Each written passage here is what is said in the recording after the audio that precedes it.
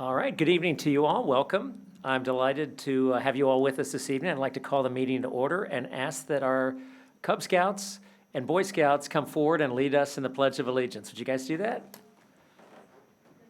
Come to this microphone if you want. Got them both on, so we can hear you.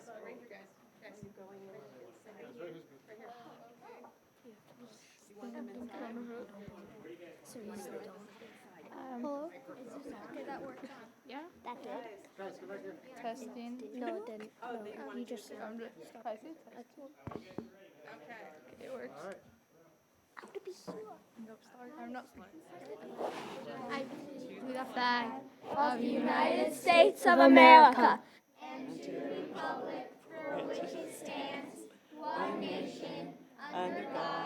indivisible, with liberty and justice for all. Hey, nice job, guys. So Thank let's you. do the roll call, Madam Clerk. Yes, sir.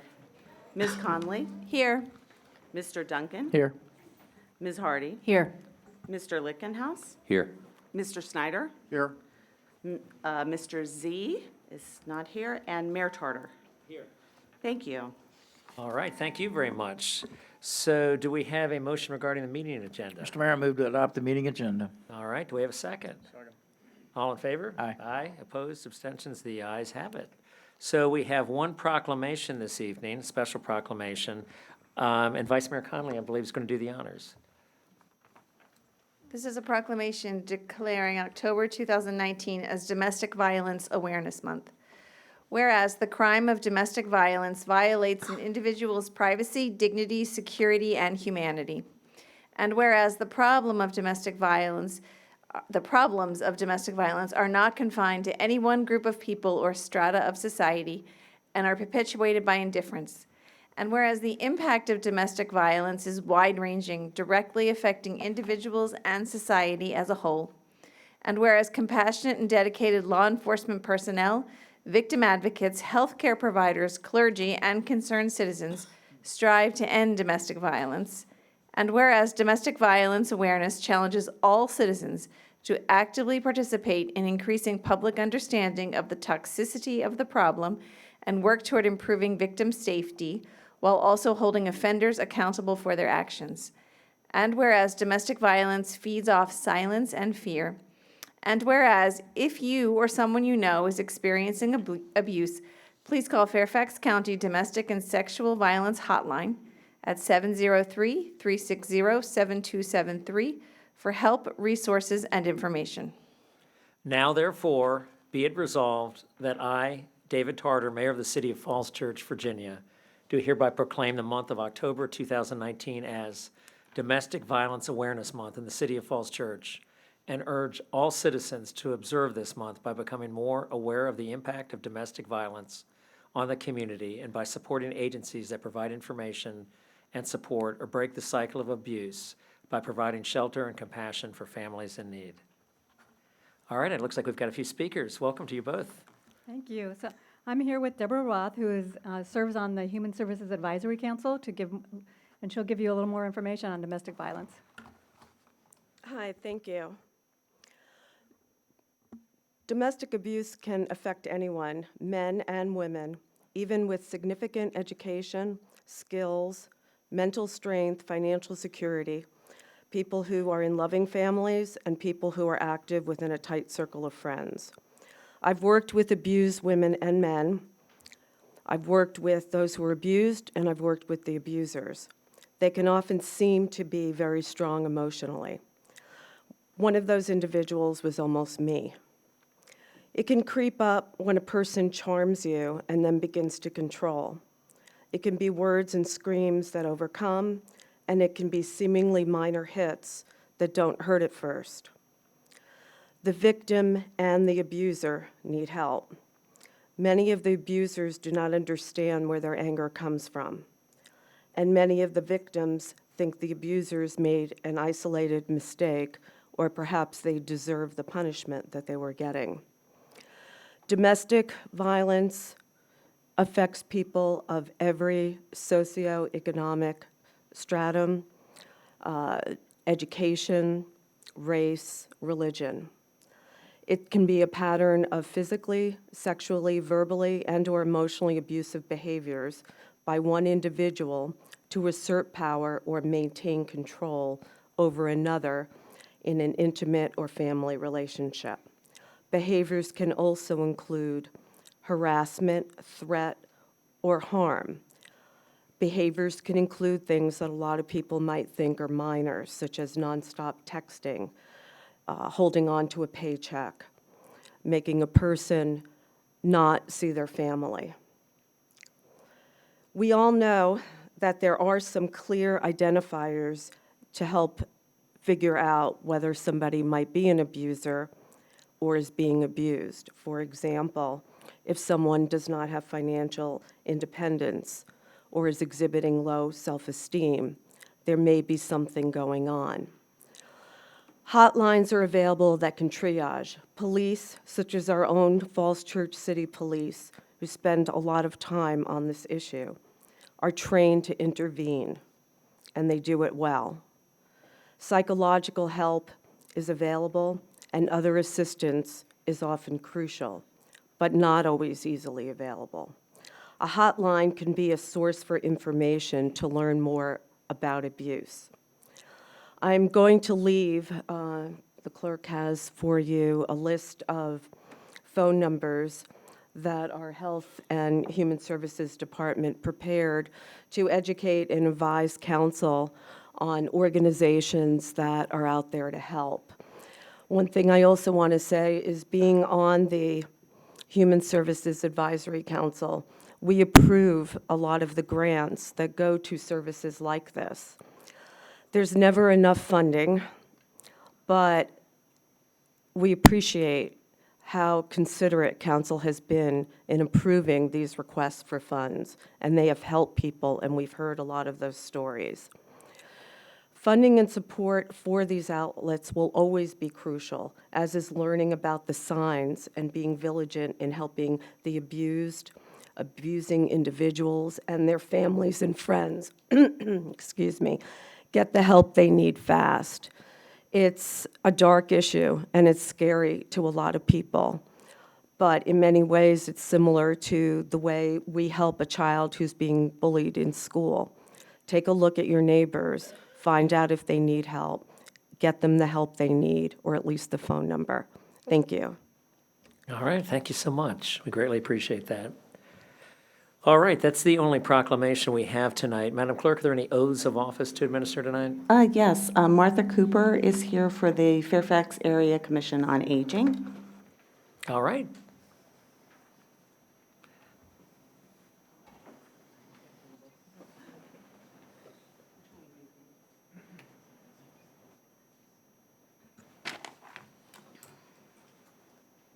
So you raise your right hand and you repeat after me. I state your name, I, Martha Cooper, do solemnly swear do solemnly swear that I will support the Constitution of the United States that I will support the Constitution of the United States and the Constitution of the Commonwealth of Virginia, and the Constitution of the Commonwealth of Virginia, and that I will faithfully and impartially and that I will faithfully and impartially discharge and perform discharge and perform all the duties incumbent upon me all the duties incumbent upon me as a member of the Fairfax Area Commission on Aging, as a member of the Fairfax Area Commission on Aging, according to the best of my ability, so help me God. according to the best of my ability, so help me God. Thank you. And I.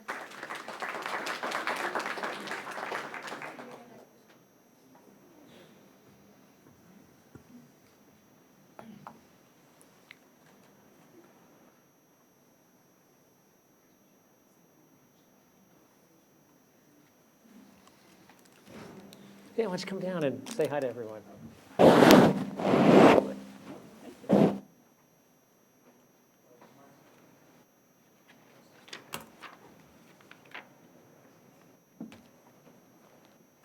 All right, thank you so much. Let's move on to public comment. So now, Scouts, we're going to hear from members of the public who wish to speak tonight, and everyone has a right to talk for 3 minutes. And I imagine there might be a few people this evening, but we're going to find out. So Madam Clerk, why don't you start with the written comments? Okay, we received a good amount of comments this time. Jonathan Colegio wrote to ask about the city's plans in the event of a recession.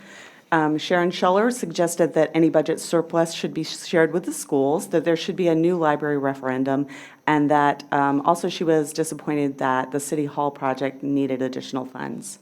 The Economic Development Authority provided a memo about affordable housing issues. Tina Ehrman commented on the library project. John Measley opposed using surplus funds to pay for library project overages.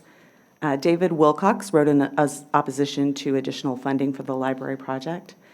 Andrew Young who's on our Environmental Sustainability Council, wrote to request that LEED certification and other infrastructure components not be removed from the library plan. Aaron O'Donnell wrote to object to some children's book titles at the library. Noel Spavacek requested a central location for plastic bag recycling. Catherine Sechrist asked the City Council and schools to work together for safe bike and walking routes to the high school and middle school. David Rifkin wrote with concerns about school events being scheduled on Jewish high holidays. Todd Freelander provided comments on stormwater issues. Jennifer Anderson wrote about cut-through traffic on her street, which is Jackson Street. The following wrote about cut-through traffic in the Nolan Street area. Diane Edwards, Liz Jackson, Angie Mellon, Kristen Shapiro, Ann Sherwood, and Diane Feely requested a traffic calming study on Nolan Street. Catherine Hoffman wrote about cut-through traffic on Northwest Street. Erin Hopewell sent comments about traffic on South Lee and Oak Streets, as did Courtney Newbold. Nathan Swem provided a traffic calming idea.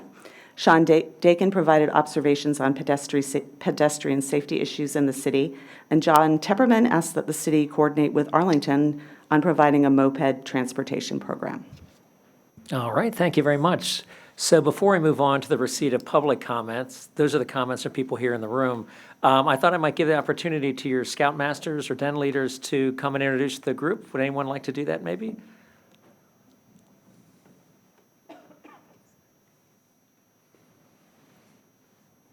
All right, welcome. So Mayor Tartar and the City Council, thank you so much for recognizing us. So we are PAC 657, based here in the city of Falls Church. We're sponsored by the Falls Church Presbyterian Church. Well, who you have in front of us here are two dens of PAC 657. We are the Arrow of Light den members, and we are about to graduate from the Cub Scouts onto the Boy Scouts. So thank you again for the opportunity to come meet with you, learn more about the city, and we appreciate all you do for us. All right, well, thank you all. Welcome to this Falls Church City Council. We hope you guys will come back some more.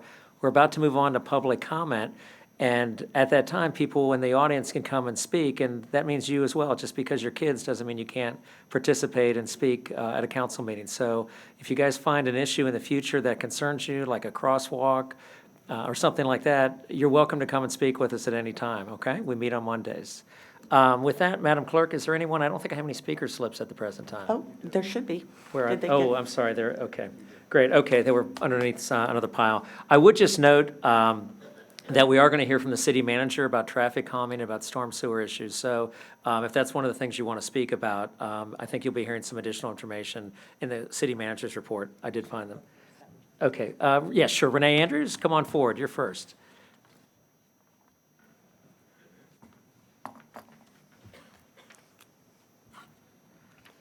Thank you very much, Mr. Mayor, Madam Vice Mayor, members of the City Council. I'm Renee Andrews. I'm Secretary of the Electoral Board. As you know, several days ago, we determined that the clubhouse at the Falls Green Apartments, which were formerly known as Oakwood Apartments, will not be available for use as a voting ward in the upcoming November election, which is 3 weeks from today.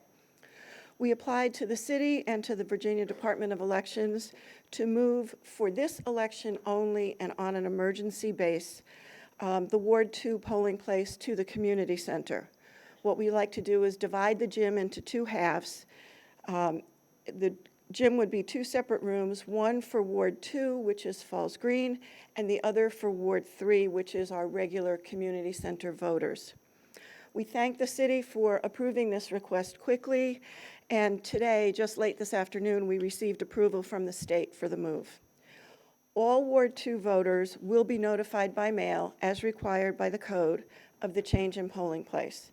In addition, our General Registrar, Dave Berkey, is working with Susan Finarelli at the Office of Communications, and I think she's already have drafted both a press release, hopefully in time to be included in this week's Falls Church News Press, as well as a paid advertisement that will be printed October 24th and 31st, which are the 2 Thursdays before the election.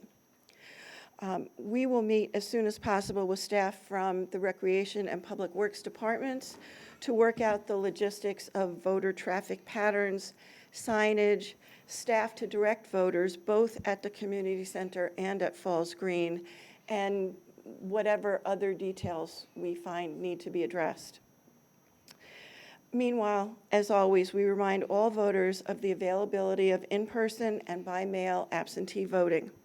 While Virginia does not yet have no excuse absentee voting, voters may choose from a list of 20 valid reasons to vote absentee. And I'm sure you all have heard Dave's favorite saying, if you can't find a reason in the City of Falls Church, you're not trying very hard. Our office is open weekdays from 8 until 5, and the 2 Saturdays, October 26th and November 2nd, from 9 to 5 for absentee voting. Please be aware that voters who vote at Ward 1, which is Thomas Jefferson Elementary School, are not affected at all. Ward 3, which is the regular community center voters, will report as usual. The only difference for them is that they will be voting in half of the gym rather than sometimes they have the full gym, sometimes they have a different room in the community center. But they will report as usual. I would be happy to answer what questions I can. It's still early in the process. We still have to meet with staff to determine all the logistics, but I'd be happy to answer anything that you have now, and I would hope that anything that you have, you either tell me now or text me and ask me to come back, because I really want to watch the baseball game. So before you go, there are questions from, so I have a question or two for you. I mean, first off, I think it is concerning, to be honest with you, to be making this change this soon before an election.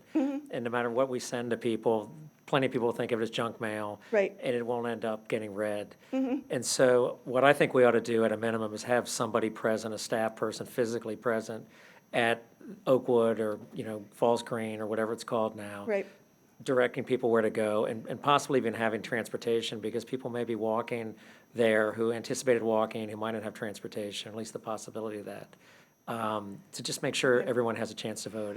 If people don't vote, that's a big, in our country, in our city, that's really important. You're singing my song. No, I absolutely agree with you. What we need to work out is, I'm not sure how frequently you've been over to Falls Green, but there's the main entrance from Roosevelt Street. A lot of people, when I lived on Tuckahoe Street, my entire family would walk up to the top of Tuckahoe Street and walk in the back way. So there are a couple of different entrances. Last time I was there was about 3 weeks ago, and it was, Deborah's gone, I can't ask her, a massive construction zone. So it's a question of where to position people, and how does the staff that's positioned there know who's voters and who's not, to tell who. So we need to work that out. There will be something. As I say, I don't know if it'll be, it could even be a person holding a sign, vote at community center. And then since the person is there, if the car drives up or the person walks up, we can talk to them. But we are prepared to try to recruit additional staff to put there. In fact, I have a lot of officers of election, I haven't told them this yet, that work what we call a half day, which is either 5 a.m. until 1 in the afternoon or noon until 8, and because they don't want to work a full day. And I have every intention of asking those people, hey, would you give me an additional 2 hours when you're not working to stand out there? Because I don't really think, especially, you don't know what the elements will be. I don't know that we would want to position one person in one place for more than 2 to 3 hours at a time. But that's definitely on the list. But, possible providing of transportation, we'd have to look. I don't know that the Office of Elections can do that. I know League of Women Voters has volunteered to do that in the past. So It's in my notes. Okay, I mean, I just think it's important Oh. that I can see this slipping through the cracks with a fair amount of people, particularly elderly people. And Right. that would be a real shame if even one person who wanted to vote didn't vote because of confusion relating to this. No, I agree. You know how much our electoral board and registrar love to have among the highest turnout in the state. We do not want to lose even one person at all. So there's no possibility that it can occur there at this point?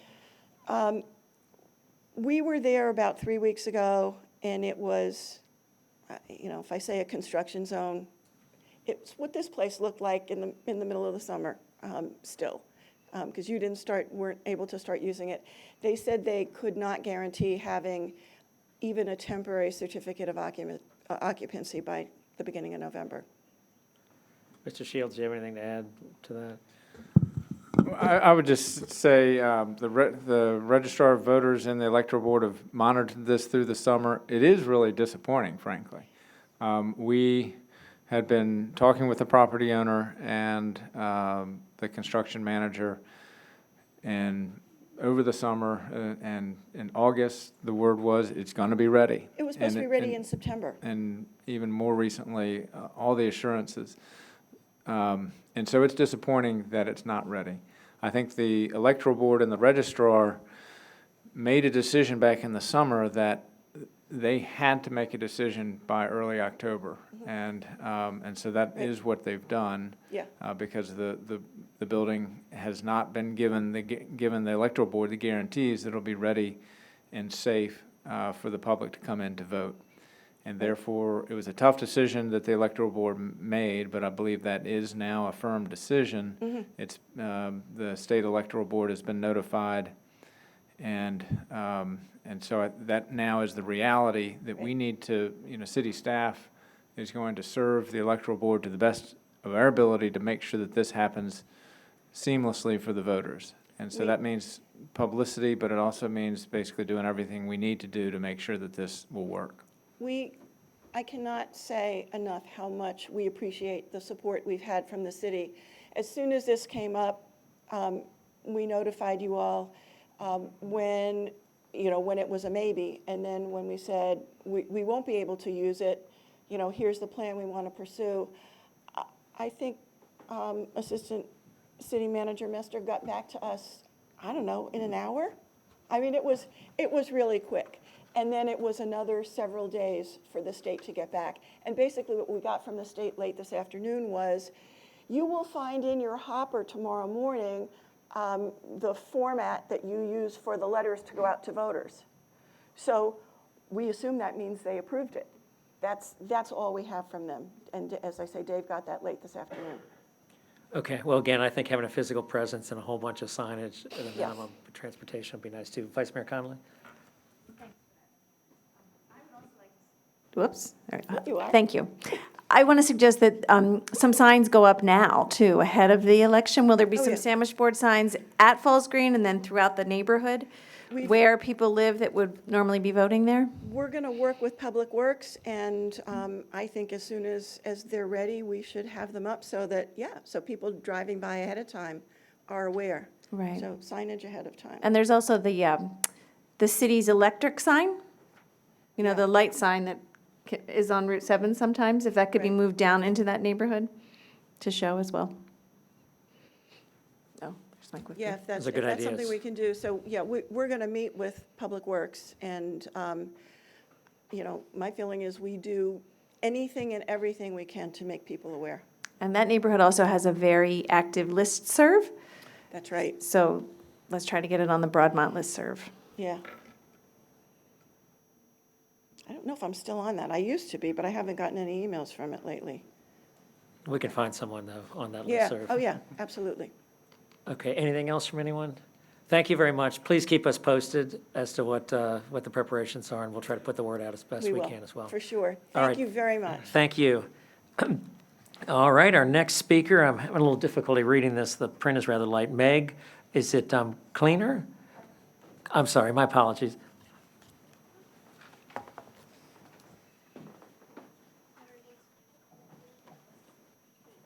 Welcome. Thank you. City council members, very much appreciate your time and your service to the city. You are so important to the vibrant community that we have. We wanted to bring our crew over tonight to talk to you a little bit about Nolan Street and some of the challenges that we've recently had. Walkability is a cornerstone of Falls Church City, and I would say unless you take your life at risk and decide to come walk down Nolan Street. We have some facts for you. I will present a few, and my other neighbors will present facts as well. And what we want to do is raise your awareness as to the situation and the way that it has increased in complexity as well as concern over the last 2 years, and highlight some of the areas that we would like the city's support in.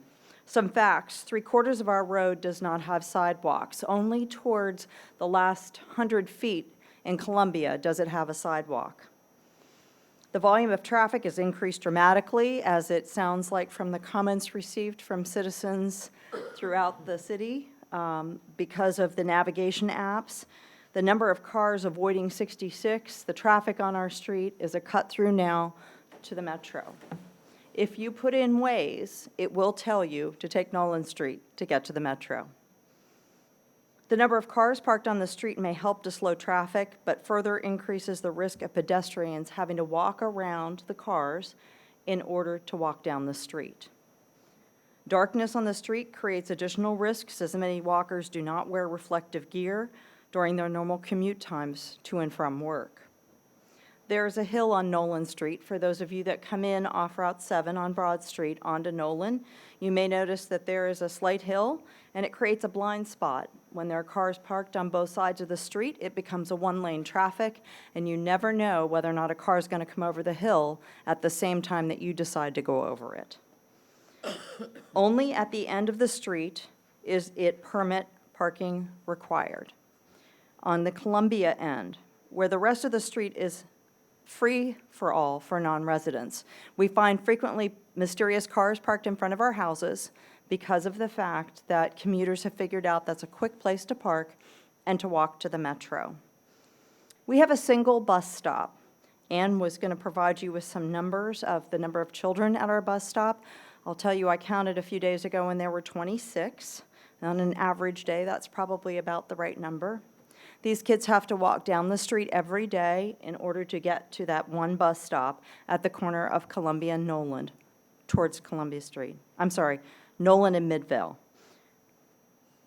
The concern we have is that anybody walking down our street faces a challenge any day of the week.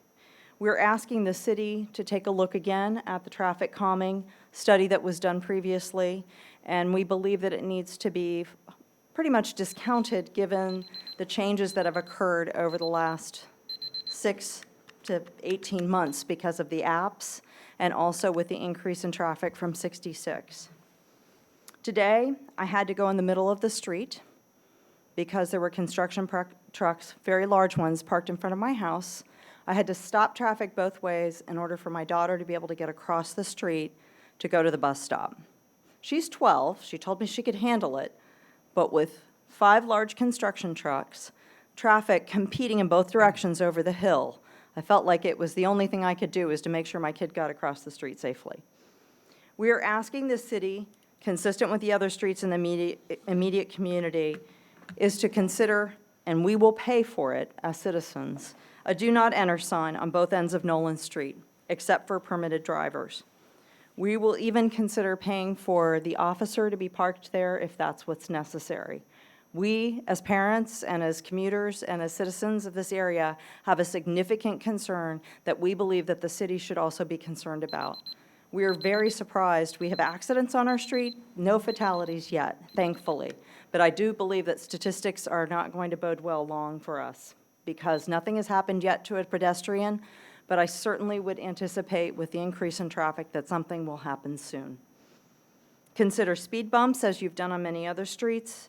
Stop signs at the end of Midvale at both sides could also work, and a more aggressive traffic calming study. And again, we are concerned to the level that we are willing to participate financially if that is what was required to get the attention of the city on this important issue.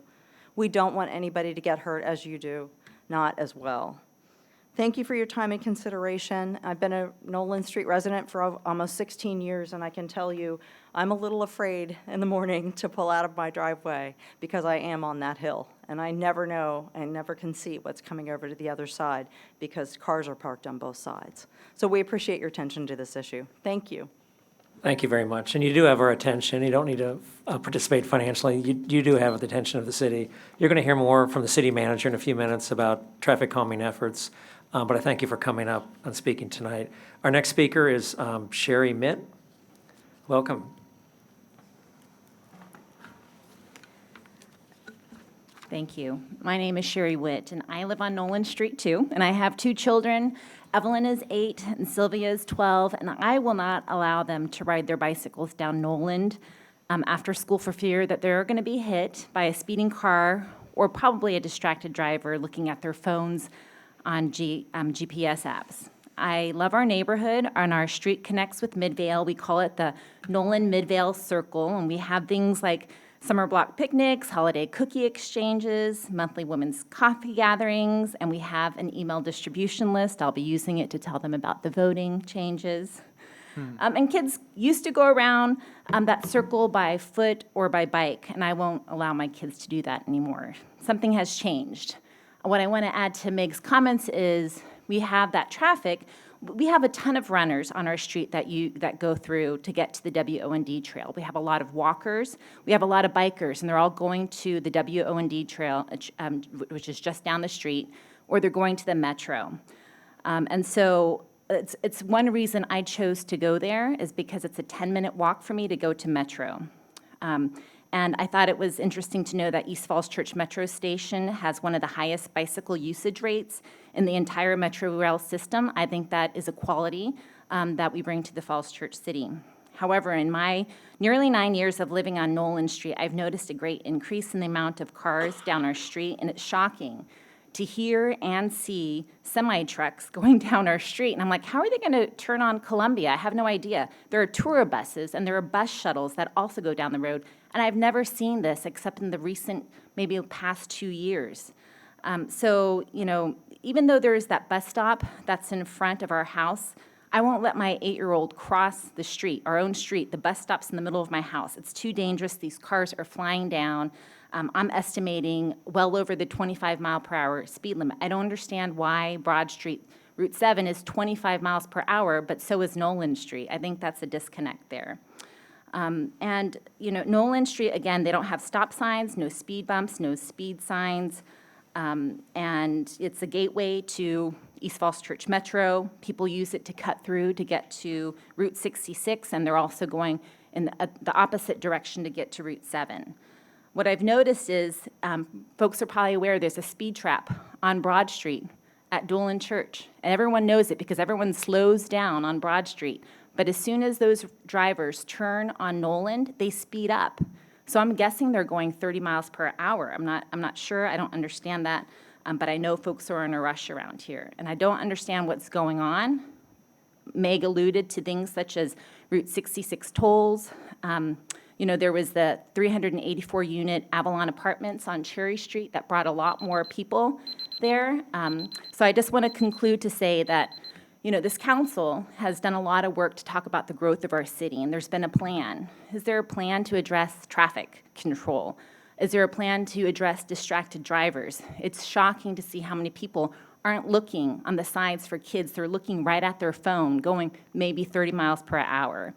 So I recognize that Nolan Street, that we're in a long queue to install traffic calming measures.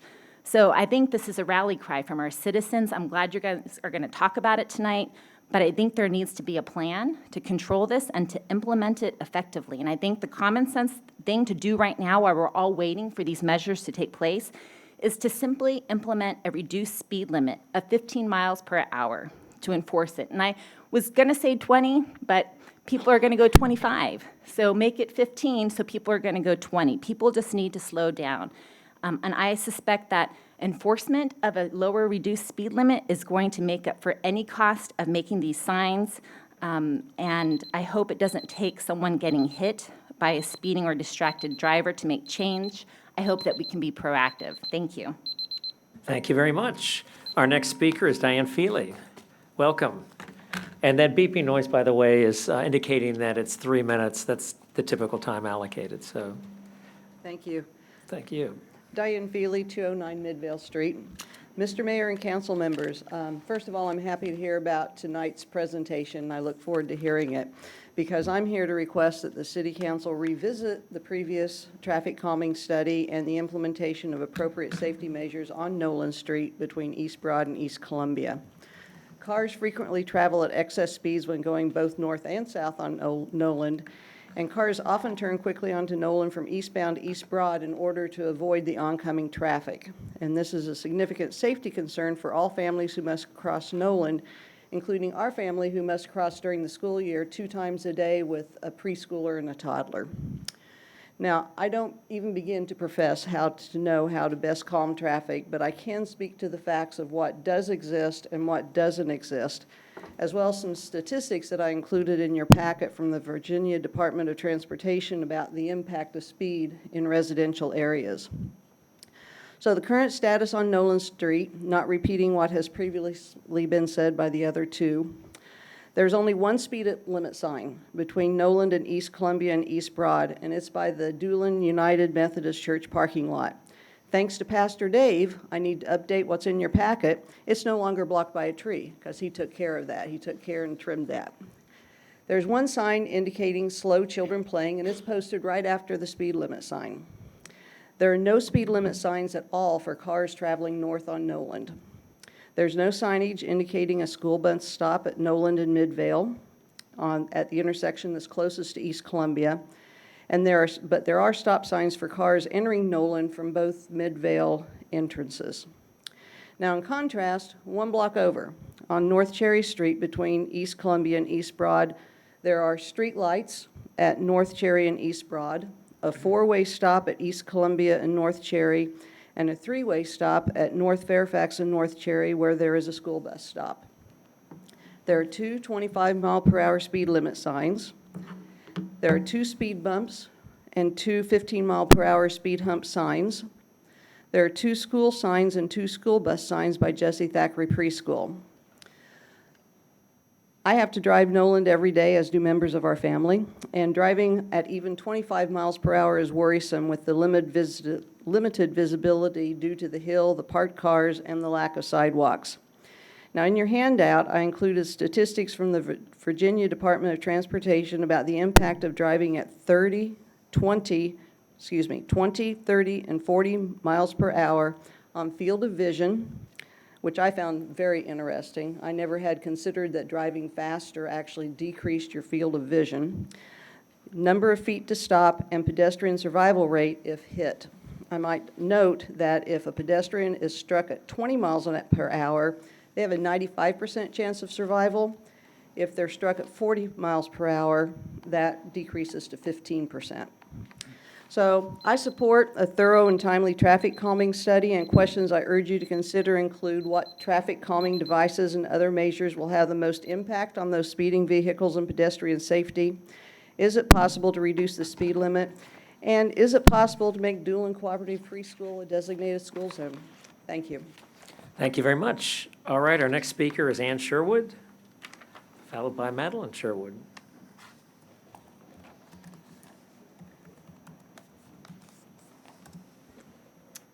Good evening. Thank you, Mr. Mayor and City Council members. My name is Ann Sherwood, and I live at 110 Nolan Street.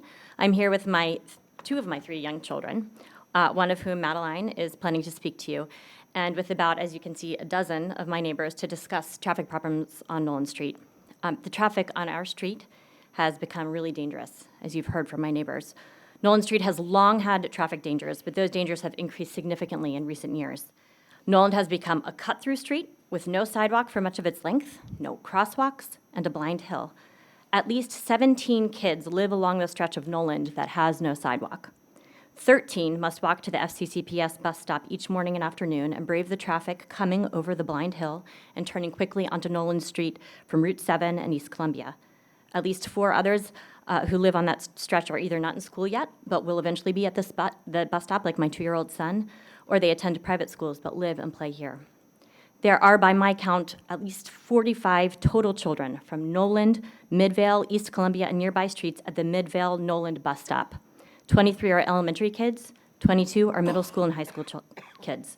45 children are exposed to these traffic hazards morning and afternoon.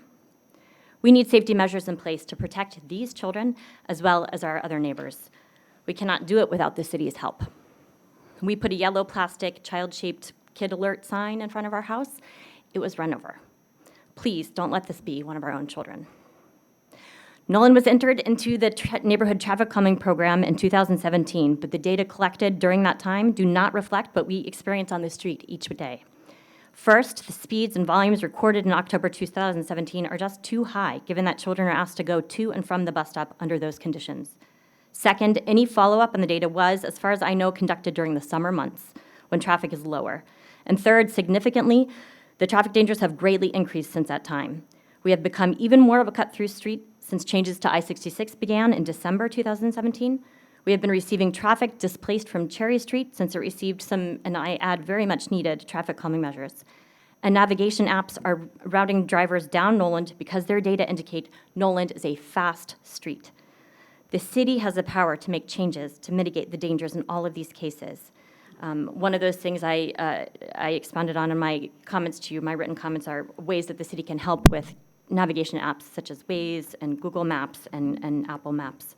But many of our neighbors have expressed and also willingness to help fund some immediate interim safety measures if we can get the city to implement them.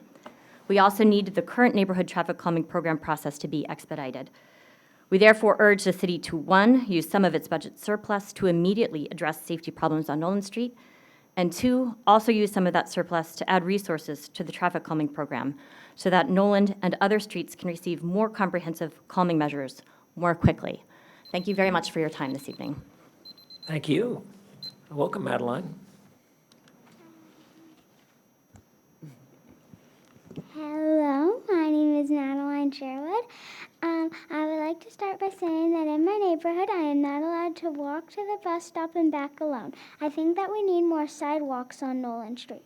Also, I can't ride my bike around the neighborhood or walk to my friend's house alone. That's it. All right, thank you. Nice job. Very good. Okay, our next speaker is Dave Kirkland. Welcome. Thank you, Mr. Mayor, City Council, City Manager. Dave Kirkland, the pastor at Doolin Church on Broad Street, 513 East Broad Street. Doolin owns 3 properties. When you turn off of Broad onto Noland, 3 properties on the east side. So we recently had some tree work done to enhance our properties there, so I went down there just kind of see what's going on. And I was really amazed at the just the speeding of vehicles that come through there. And so I was working on some bushes to trim them up that are on the front of one of our properties, and it's not even safe to stand on the curb, the cement part. And I had one of the neighbors come up and kind of pushed me into the bushes to save my life. So it is just a dangerous street. When you look at it, it's wide and it's almost like a racetrack, the way people turn in and they just speed up the hill to go where they want to go. So I've written to the police, chief of police. Doolin is known, when people see me, they say, oh, you're the church where they have the police on our parking lot.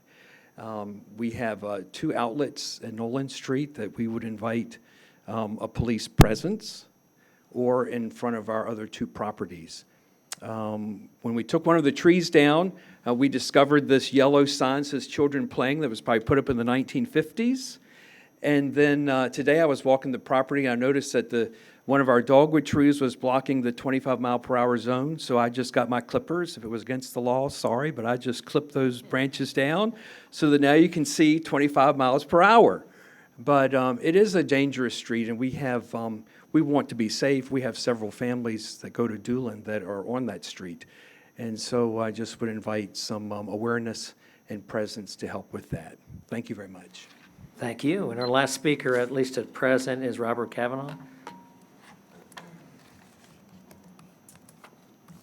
Thank you very much. So thank you, Mayor, Vice Mayor, and the council. Appreciate you all taking the time for us here. My name is Robert Kavanaugh, and I live at 226 Midvale Street with my wife and daughter. And I just wanted to kind of start, but also I wanted to say thank you to Celeste Heath for keeping it all together. So I'm here for the Calming Project. So my father grew up in Falls Church on Fisher Avenue, not too far from here. And when I told him that I wanted to move our family to Falls Church City, kind of close to Broadmont, he immediately told me to wait. And he said, look, you know, I think those are cut-through streets. I need to come see the property that you're questioning about buying before you do so.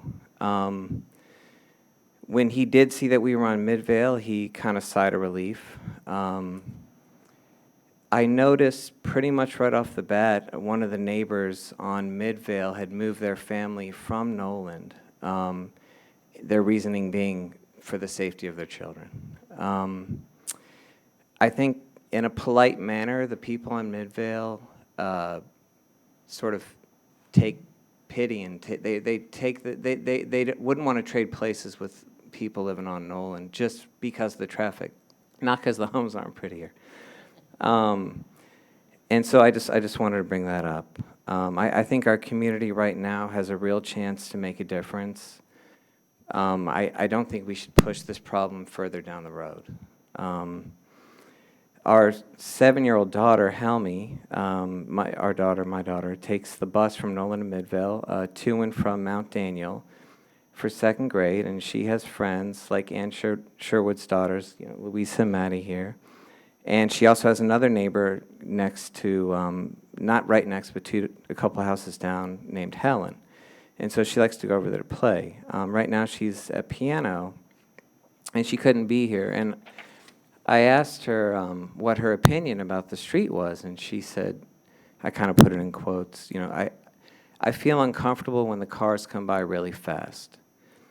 Daddy, can you ask for a sidewalk on both sides? Because then it's easier to walk. Because you might get hit by a car. I reached out to Jeffrey Sykes, who was very nice and got back to me. He told me that Noland Street is currently on a qualified list of neighborhood traffic calming project streets awaiting to be selected for traffic calming assistance. But because of staff resources, we, Falls Church City are only able to work on 2 traffic calming projects at a time. So I'm here before you to ask that Noland Street be the next project in Falls Church City. If additional studies or if a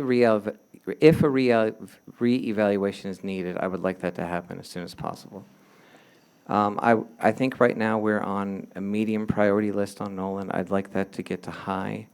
The Blind Hill spot is definitely scary, and these kids are going to and from the stop twice per day. And like Ann mentioned, there's about 45 kids.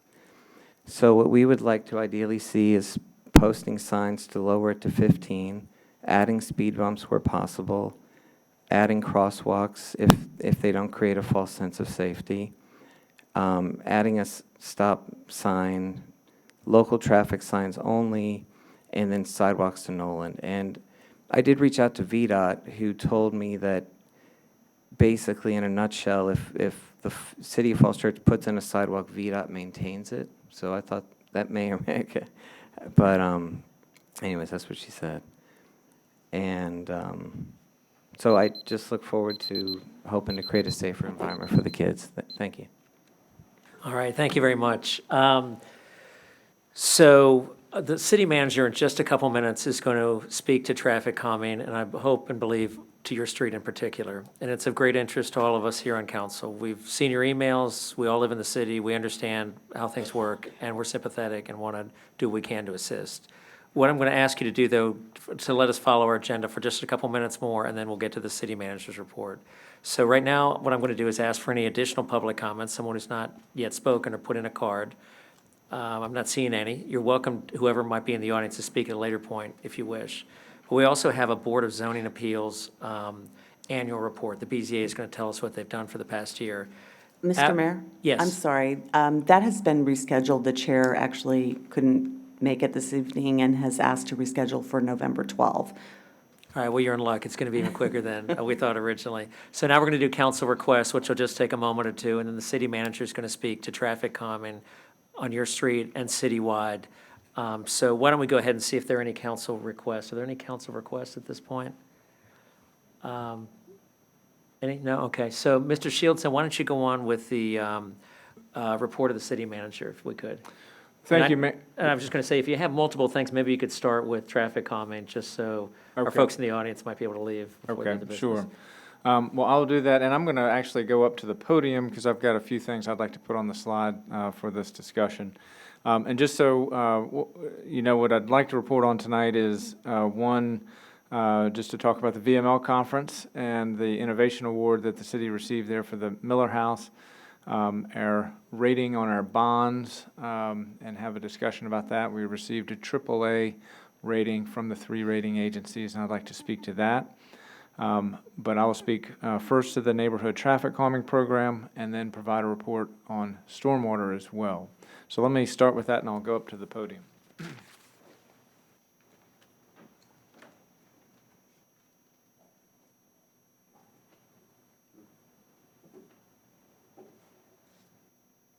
So what I'd like to do tonight is first express my empathy for those who are experiencing these traffic problems on your residential streets. We all live in the city. We all experience it to one degree or another, and we understand the concern that it causes. And it is our observation that while this is a long-standing problem, it's a growing problem. And Waze is a big part of it. Technology is a big part of it, but just increased density and people being distracted drivers and speeding, it's a serious concern. We're joined in the audience with Mr. Sykes, who is our staff lead for the Neighborhood Traffic Calming Program. We also have our Public Works Director, Mike Whitfield. He oversees the department that actually builds them after Mr. Sykes has coordinated with the neighbors and with the CACT on actual improvements to the street in response to petitions like yours. And so what I'd like to do is just go through a little bit of background on the program, basically stepping back just from Nolan Street, but then we're going to zoom in a bit on Nolan Street as well. A few slides. We have on the city web page a manual, and the council has that at your dais, that is really kind of right up front and center when people have questions about the traffic calming program. That manual, I'm going to take a few extracts from it just to tell the story of what it is and how we handle it in the city. What it is changing the design of a street to reduce motor vehicle speed. In a nutshell, that's what the neighborhood traffic calming program is. We can also try to reduce volume, but we're really trying to get at the speed issue. It's targeted to residential streets, and when they go through the process, there's a toolkit, and there are light solutions that we can do more quickly, and these are lower cost, and those are things like speed notice boards or paint on the streets, additional signage. And then we have heavy solutions, which are more expensive, and we want to make sure that there's a plurality of people on the street that support them before we roll those out. And those are things like speed tables, speed humps, curb extensions, chicanes that actually change the way that a driver experiences the street. The sidewalk program is outside of the neighborhood traffic calming program, but that is also a priority of the city council as well. We've been trying to close some links on sidewalks, but we don't have really an up and running program on that like we do with the neighborhood traffic calming program. We have broad goals that are laid out in their manual. It is about making streets safer for pedestrians, bicycles, transit users, and motorists. We want to do so by improving safety. The program is intended to be responsive, so it is citizen-driven, not City Hall-driven. We want to make it so it's more possible to walk on the street or to bike on the street. That's what we mean by mode choice. We also as you know, we get a lot of these requests, and so we have to have a process to A, gather data on them, and then rank them and sort of triage them and invest public dollars responsibly. So the program has been around in the city for a long time, and it was created to have decisions be made on changes to residential streets based on support on the street and based on the data that we collect. We put the hoses down to collect volume and speeds. We revamped the program in 2015, and since 2016, 2016 is the first year that the City Council actually had dedicated funding for the neighborhood traffic calming program. So since that time, we've done 6 projects, and there are 2 projects in design right now. And there are 7 that are in queue, and that's where Nolan Street is right now. And we're going to talk about how we can get that queue moving more quickly. Then we have 8 that we've had phone calls for, and then staff, Mr. Sykes will explain the program to them. And we do have a threshold of neighborhood support that you need to cross before we start the data gathering in the more formal process. And so we have 8 streets that are in that status where we've been contacted, and we're now waiting to see if we have a petition that actually comes in for them. Here's the funding level, and so in the current year, what we have available is $175,000 that the council has appropriated for the NTC. That is currently designated for the Annandale and Gundry intersection project. In addition, we have a federal grant in the amount of $636,000. The goal, and this is what we want to talk about tonight, is to use that grant to move all the projects that are in queue right now forward in one bundle. And that includes Nolan Street, but it includes others that we'll list. And I'll talk about that in just a moment. But to get a sense of what the city has done, when we talk about neighborhood traffic calming, what are some of the things that we've done in the city? So here's some examples at Parker and Kent were curb extensions to make the street feel narrower at an intersection and make it easier for pedestrians to cross from one side of the street to the other. A fairly simple project. We call that a heavy solution, though, because it's a change to the roadway design. Lincoln Avenue, it's a combination of light solutions and heavy solutions. So on Lincoln Avenue, we put in pedestrian refuges at various points on Lincoln Avenue. And then we also put in paint all along Lincoln Avenue to have the street more clearly defined and narrower at 11 feet in width, with a painted zone for parking and a painted zone for the vehicles. Before the paint was put down, the street just looked like it was about 20 feet wide in terms of its travel lane, and that encouraged higher rates of speed. At North Maple and West Columbia, this also is a combination of light solutions and heavy solutions. This is a picture of curb extensions that were made at Columbia. This is a heavy pedestrian zone because of the church location there, and people also walking to the East Falls Church Metro from this neighborhood. So we shrank down the pedestrian crossing. It creates a visual signal also to slow down the cars, and then there's a series of speed tables on North Maple Avenue that were associated with that project. Then in another part of the street, we simply have paint down to have sort of a painted-in curb extension, which was a light solution. At Pennsylvania Avenue, a speed table with a pedestrian crossing and pedestrian crossing signs right in the middle of Pennsylvania Avenue, halfway between the WNOD and Park Avenue. That project went through the neighborhood traffic calming program. On North Cherry Street, we have speed tables, and we also installed a stop sign at Fairfax Street. So a combination of the speed humps and the stop sign were the measures that were approved for that street. So those are just some examples of recent projects that the city has done. Projects that are underway right now. This is literally under construction right now, are curb extensions at Northwest Street and North Oak. Also to shrink the street down and create that visual cue that the street is narrower, you need to drive more slowly, and also provide a pedestrian refuge. We're also putting in a ped crossing at Greenwich on West, and ultimately West and Great Falls will have a rebuild of that intersection in conjunction with Fairfax County, which will create greater pedestrian access and safety across Great Falls Street. At Annandale and Gundry, this is in design right now. We have a meeting this week with the neighborhood. What is proposed here is a redesign of the intersection. Currently,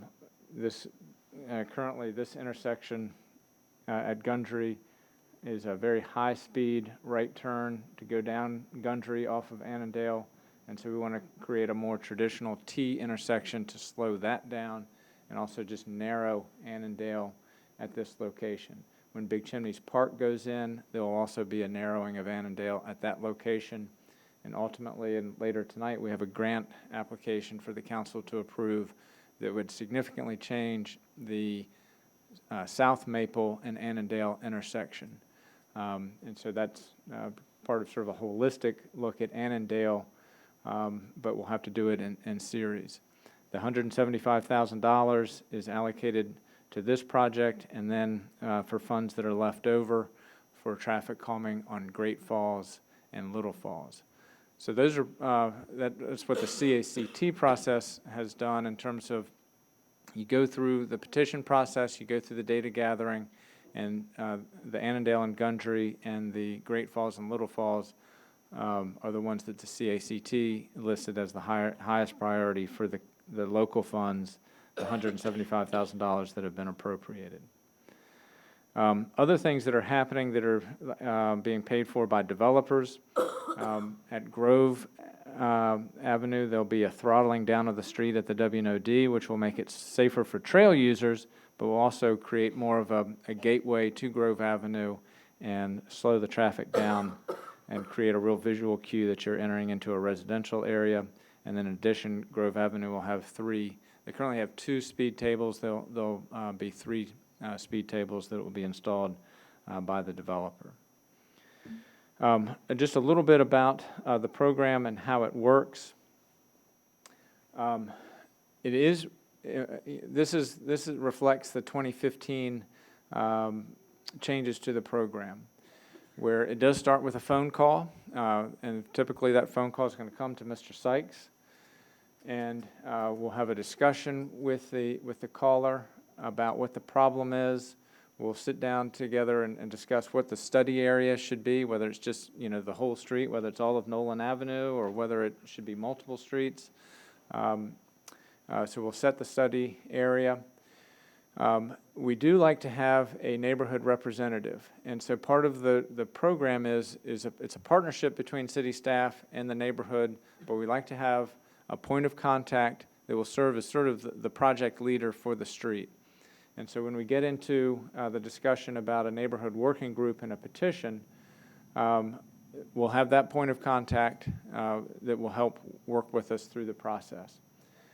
There are, an important distinction should be made also, is that not everything has to go through the NTC. There are things that are simply administrative fixes that we can do, and a lot of times those are signage issues or traffic control issues. Law enforcement also is part of the toolkit.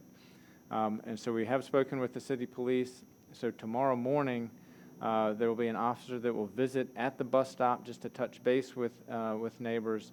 And there will be officers deployed to Nolan Street to have a very visible presence and write tickets. And so you should see that, and we want to keep that dialogue going so that you're in direct contact with law enforcement for your street. We'll do that immediately. So once, and Nolan has gone through this process, the petition was put in, it crossed the 51% support threshold. We did the data collection. We've heard the comments that some of the data was collected in the summertime. That went to the CACT, and it was rated, as was noted, as a medium priority. So that's where it sits right now. And what we're talking about now is how we can get some of these projects that are in that status, get them moving. We have light solutions and heavy solutions, and I discussed that a little bit earlier, but those are a part of the toolkit of what we would typically do. So these are the projects that are in queue: Nolan Street, Oak Street, Greenway Boulevard, West Jefferson Street, Southwest Street, and West George Mason Road. All of these have gone through the petition process and the data gathering process, with the exception of West George Mason. That is the most recent one in, and we have not actually done the data collection for that street. But essentially what we would propose is to use the grant fund. There are two ways we could go with the grant funds. We could have it be city-directed and have the city staff identify areas where we think the greatest needs are, and that would be outside of the neighborhood traffic calming program.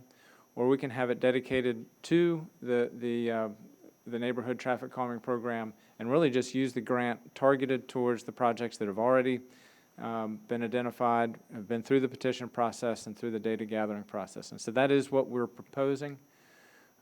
There are some complications with it, and everybody should be aware of it. One, we need to get VDOT approval for these specific projects, and we also need to be aware of the fact that grant funds are slow. Just as an example, the Capital Bike Share was a federal grant. That took us about 18 months to get through VDOT review and approval for that program. This is hopefully would not be that long, but we just have to have our eyes open about that drawback of using grant funds to do this whole package of projects. But to make it administratively feasible, you don't want to do a federal grant just for one street at a time. We would bundle them all together, submit them as a package, go out and to bid as a package for the changes that we would do. So the next question is, what changes would we actually do on Nolan?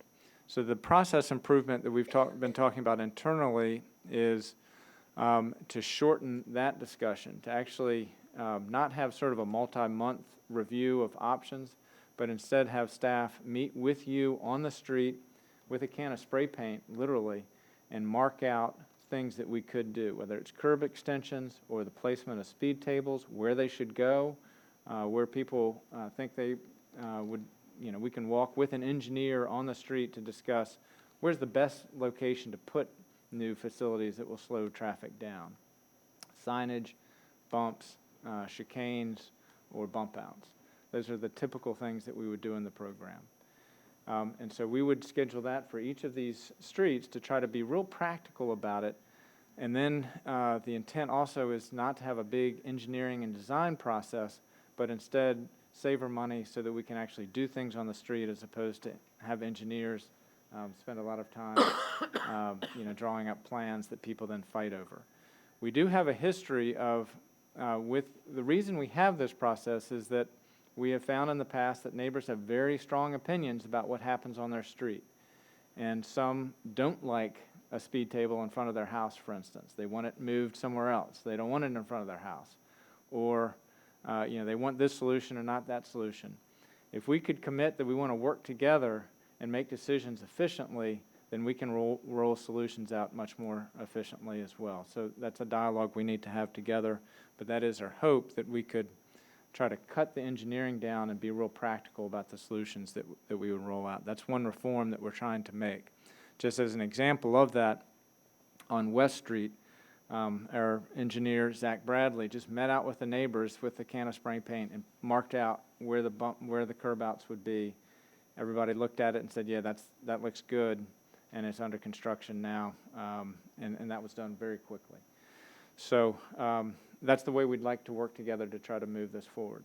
The only catch to this is the federal grant process means it won't happen this fall. It would be in the next, spring, summer is the soonest that would be, we think, given our experience with the federal government. So that's a report. Here's a list of the projects that we've had phone calls on, and the petitions have been provided to the point of contact. One thing you will notice is that there are some clusters of streets. And for instance, the street that's sort of in that whole traffic shed or commuter shed from Oak Street to Washington, to South Washington Street. So Jackson, Marshall, George Mason, Cameron, we all have been contacted by residents on those streets. And so, one thing we're also thinking about from a staff perspective is sometimes it's best not to handle them street by street, but could we just look at a whole neighborhood holistically? Because people are going to find different routes. If you put controls on one street, they'll find that out and just pick the next street, and the traffic will be moved over. So that's something we're trying to work through as well, to look at things from a more holistic perspective. One last thing I will just say is that the neighborhood traffic calming program is just one part of all the things that we are trying to do to transform the city, to make it more walkable, to make it safer for all modes of traffic, for all modes of transportation. And here's just a few examples.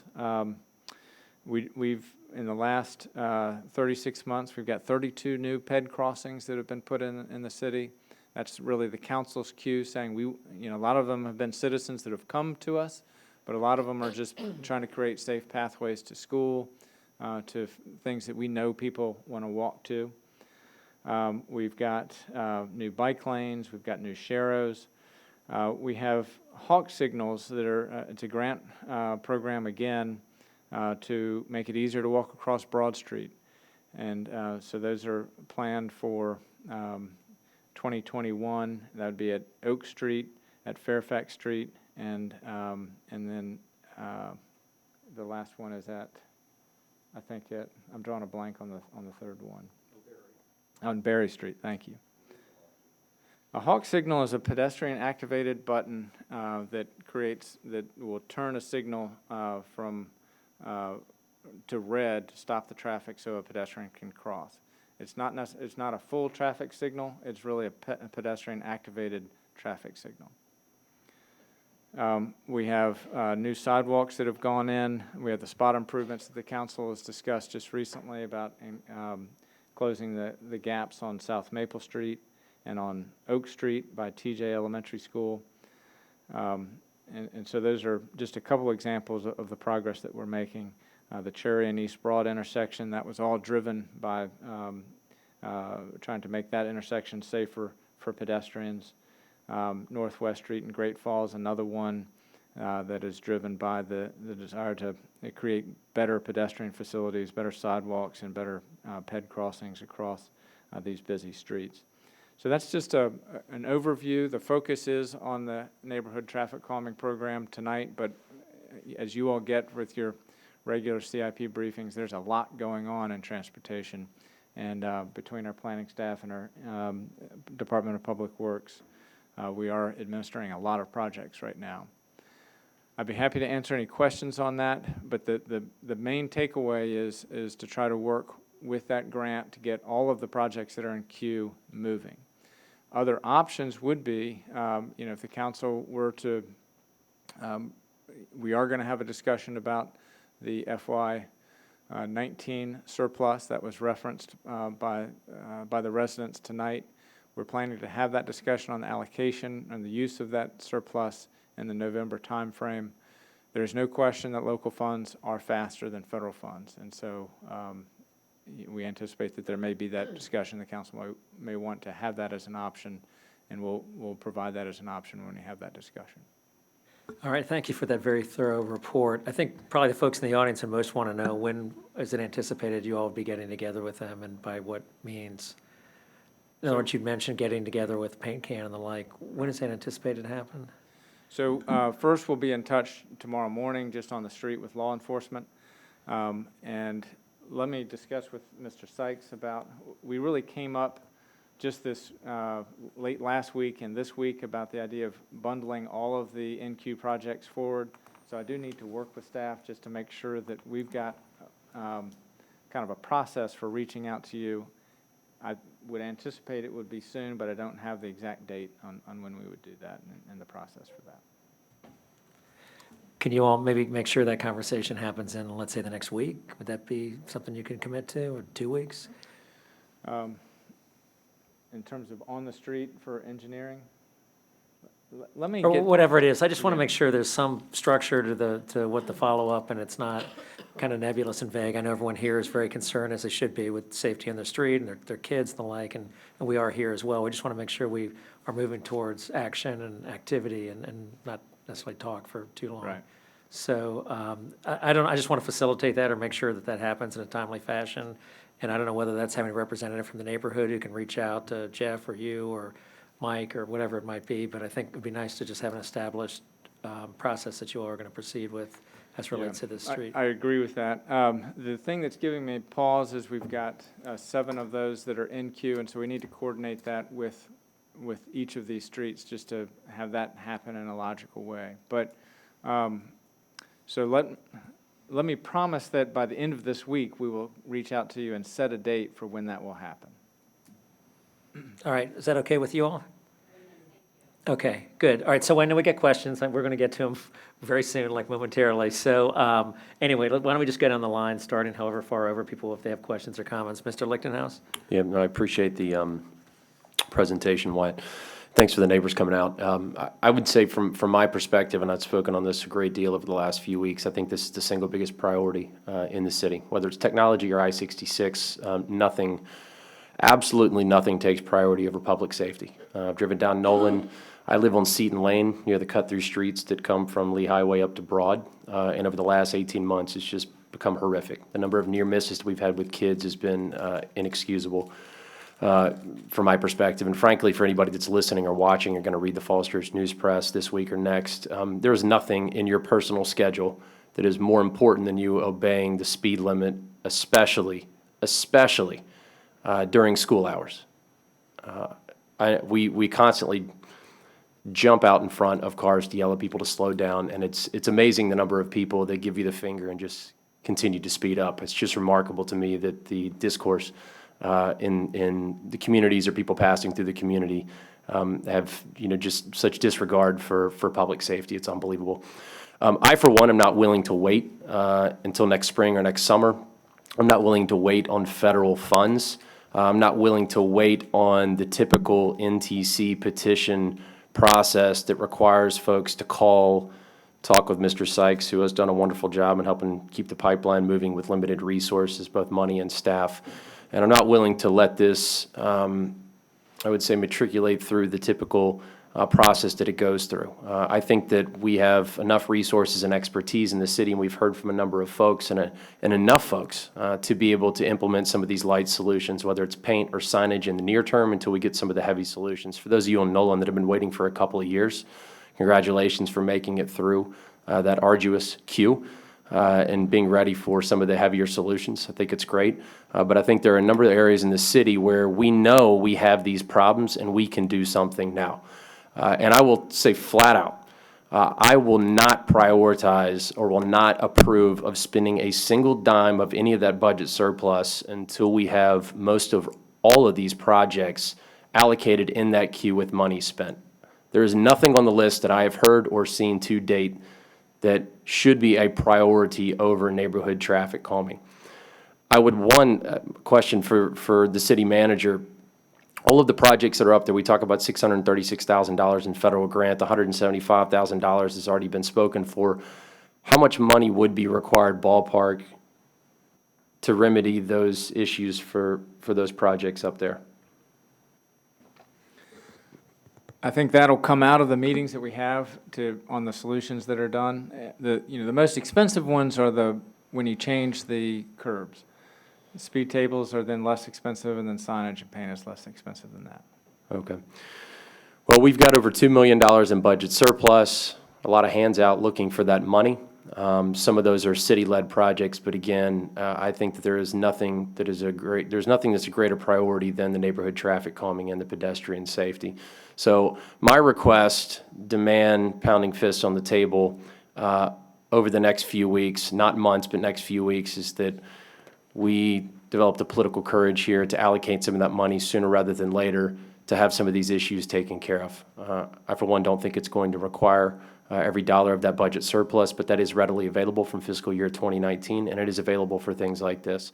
And I will say that even though we have some streets and projects in trouble areas that have not made it through the traditional queue, we are all smart enough to know that those issues could be, to some extent, mitigated based on some of these light solutions. So whether it is a neighborhood-led, cut-through traffic solution like we talk about with Rosemary all the way down through George Mason and Marshall and those streets on that side of the city, or if it's addressing the issue on Nolan, knowing that it pushes traffic to other streets, we're smart enough to know that we need to take care of those as well. We're smart enough to know that. And if it's staff, if it's resources, if it's money, let's resolve this issue, and let's do it before we start to tackle any other projects, which in my opinion are further down the food chain. An additional request that I would have, there's been a lot of conversation about law enforcement. I, for one, think that spot enforcement writing tickets is one of the best ways to discourage people from speeding through the city. The truth of the matter is that we have limited resources in that regard. We have some vacant positions in the police force as is.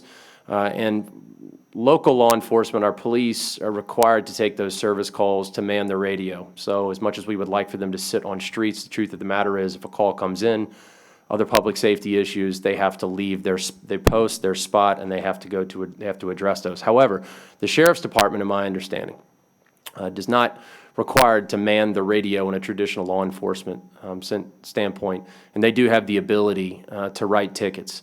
And based on my conversations and what I know, there is a willingness there for the sheriff's department and unmarked car to sit out in some of these streets. I think it's great that the police are going to be out there on Nolan Street. I would be surprised if it's something that we see day in and day out for months on end. I think it may be spot, and I think it may be somewhat sporadic.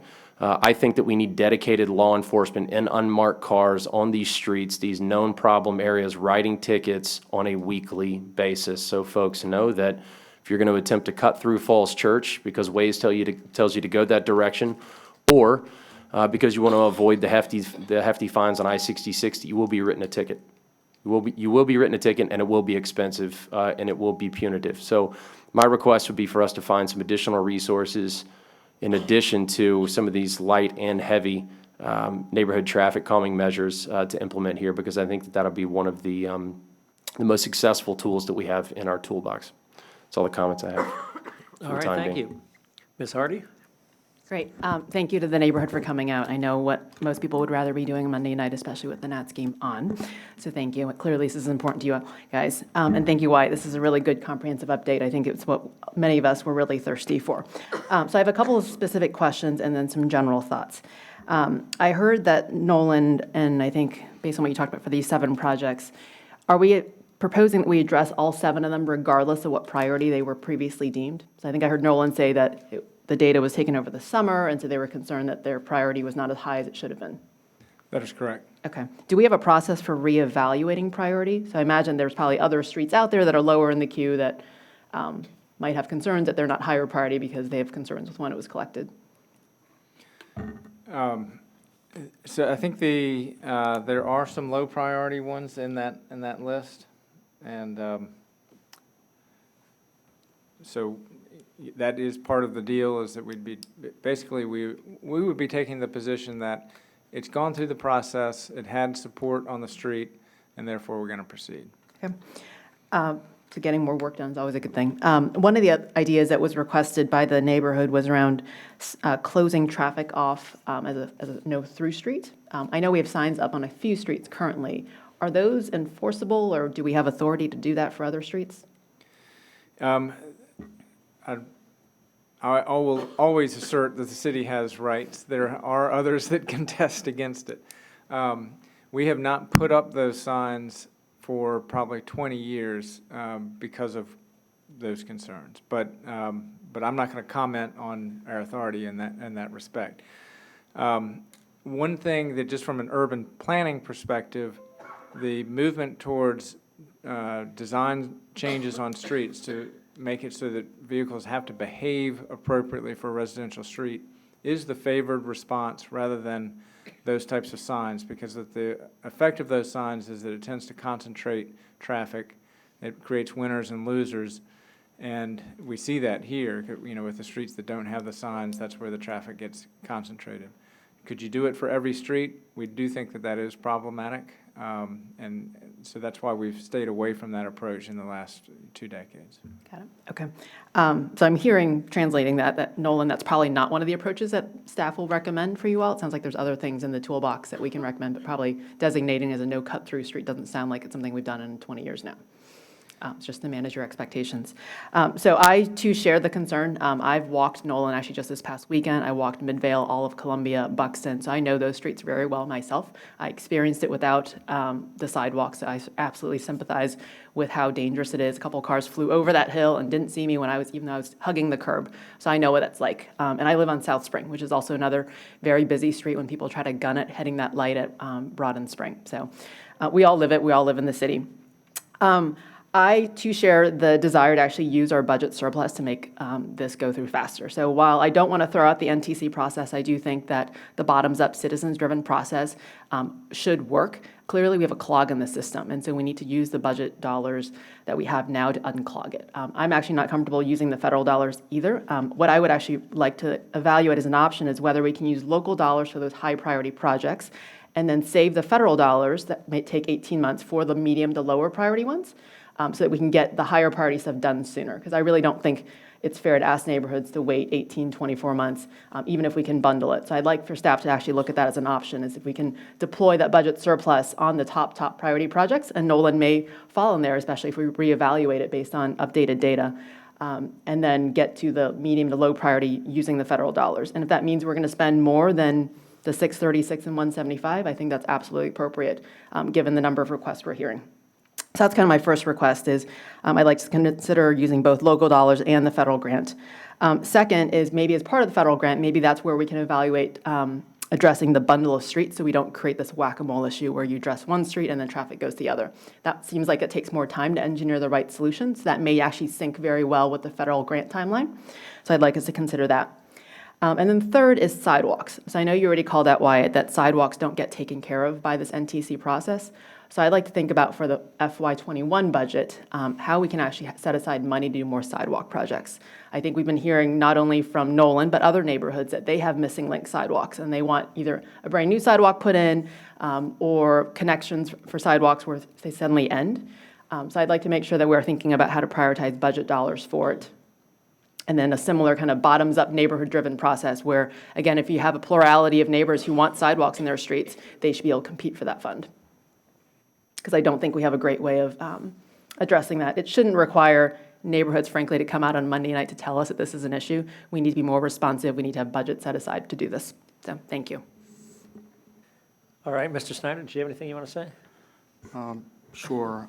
So thank you to everyone who's here. And we've had other neighborhoods come here. I think this slide really says more than just about anything else you could say. I think the circumstances have changed so that this sort of highly custom, long-term, extensive engineering approach is no longer sufficient. I was particularly impressed with the comment of one of the neighbors who said, we need a plan for the whole city.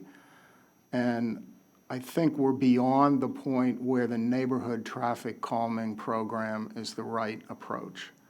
I think we should use it to address the Nolan Street issue and whatever else for the time being. But I think the larger issue is that speeding is widespread, distracted driving is widespread.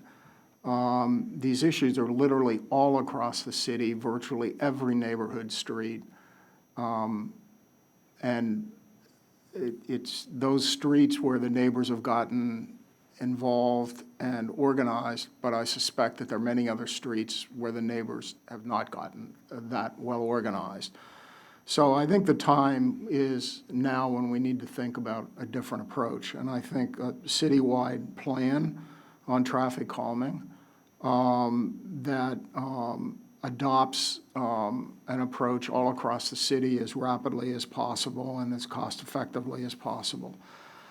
That would be point number one. Point number two, I've begun to explore reducing the speed limits, and apparently, thank you, State of Virginia, it's not as simple as one would expect. You have to go through some sort of engineering study to justify reducing the speed. So I think that's another area where we need to move that up and see if it's a legislative change to give us more control over our own streets, then I think we ought to move for that. A third area, which I'm going to be focusing on, is the issue of diversion from I-66.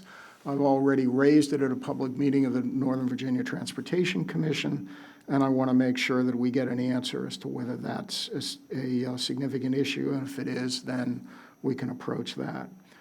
The next area is Waze. Why doesn't the City Council write a letter to Waze and just say, stop? We're not interested in having you posting cut through on our city streets. Go to the management of Waze. I know they'll say, well, it's the user of Waze. No, somebody's making money from Waze. And we need to make the point very clearly, no city street is an effective cut through for Waze. So that would be another point. Finally, I think there's a real systemic issue with these, with the recent transportation dollars that have been approved, because they've largely been literally driven to huge projects in the western part of the region, the way that the criteria has been legislated. Definitely prefers really big projects, really big areas like Route 28 and 66 and whatever else, that the political will was there. And frankly, small jurisdictions like ours it's been extremely difficult to get the kind of funds that we should have the right to get to be able to address our neighborhood issues. We've been pretty good at getting what money is there, but I think there's a systemic issue which needs to be addressed there as well. And I would like to work with city staff to see if it's the legislative change. We've got a legislative agenda coming up, but it's been very, very hard to get regional money for things that our citizens care about, as opposed to the long-haul commuters further in the west of the region. And that reflects the politics of the time, and hopefully that'll change. So a couple points just in summarizing. I don't disagree with anything my colleagues have said. I'm pleased that we're going to address your issues more rapidly, and that is in process now, and we'll all make sure that moves forward. But I do think a couple of the points you made also bear following out. I think we need a city plan. We need to adopt proposals rapidly all across the city. I think we need to look at reducing the speed limit. Of course, enforcement is an issue. And budgetary issues, I think it very clear. I first moved to take surplus from a prior year to put it in the neighborhood traffic calming program. I think all the members of City Council feel a need to allocate resources into this issue. So those would be the points that I would make, in addition to responding effectively to the conditions which you very well described to us tonight. Thank you. All right, Vice Mayor Connolly. Thank you. I won't repeat what everyone else has said, but I have a couple questions just about where to find this information. So this is on the website under the Neighborhood Traffic Calming Program? It is. And are there descriptions of what the Nolan Street medium solutions are on there? Or where would we find out what the original traffic calming report said? So that is not posted on the internet. It's just really just the status of the projects. We have not also gotten to the stage with Nolan to actually identify what we would do on Nolan. That's the conversation we need to have. So we're still in that part of the process where, okay. Yeah.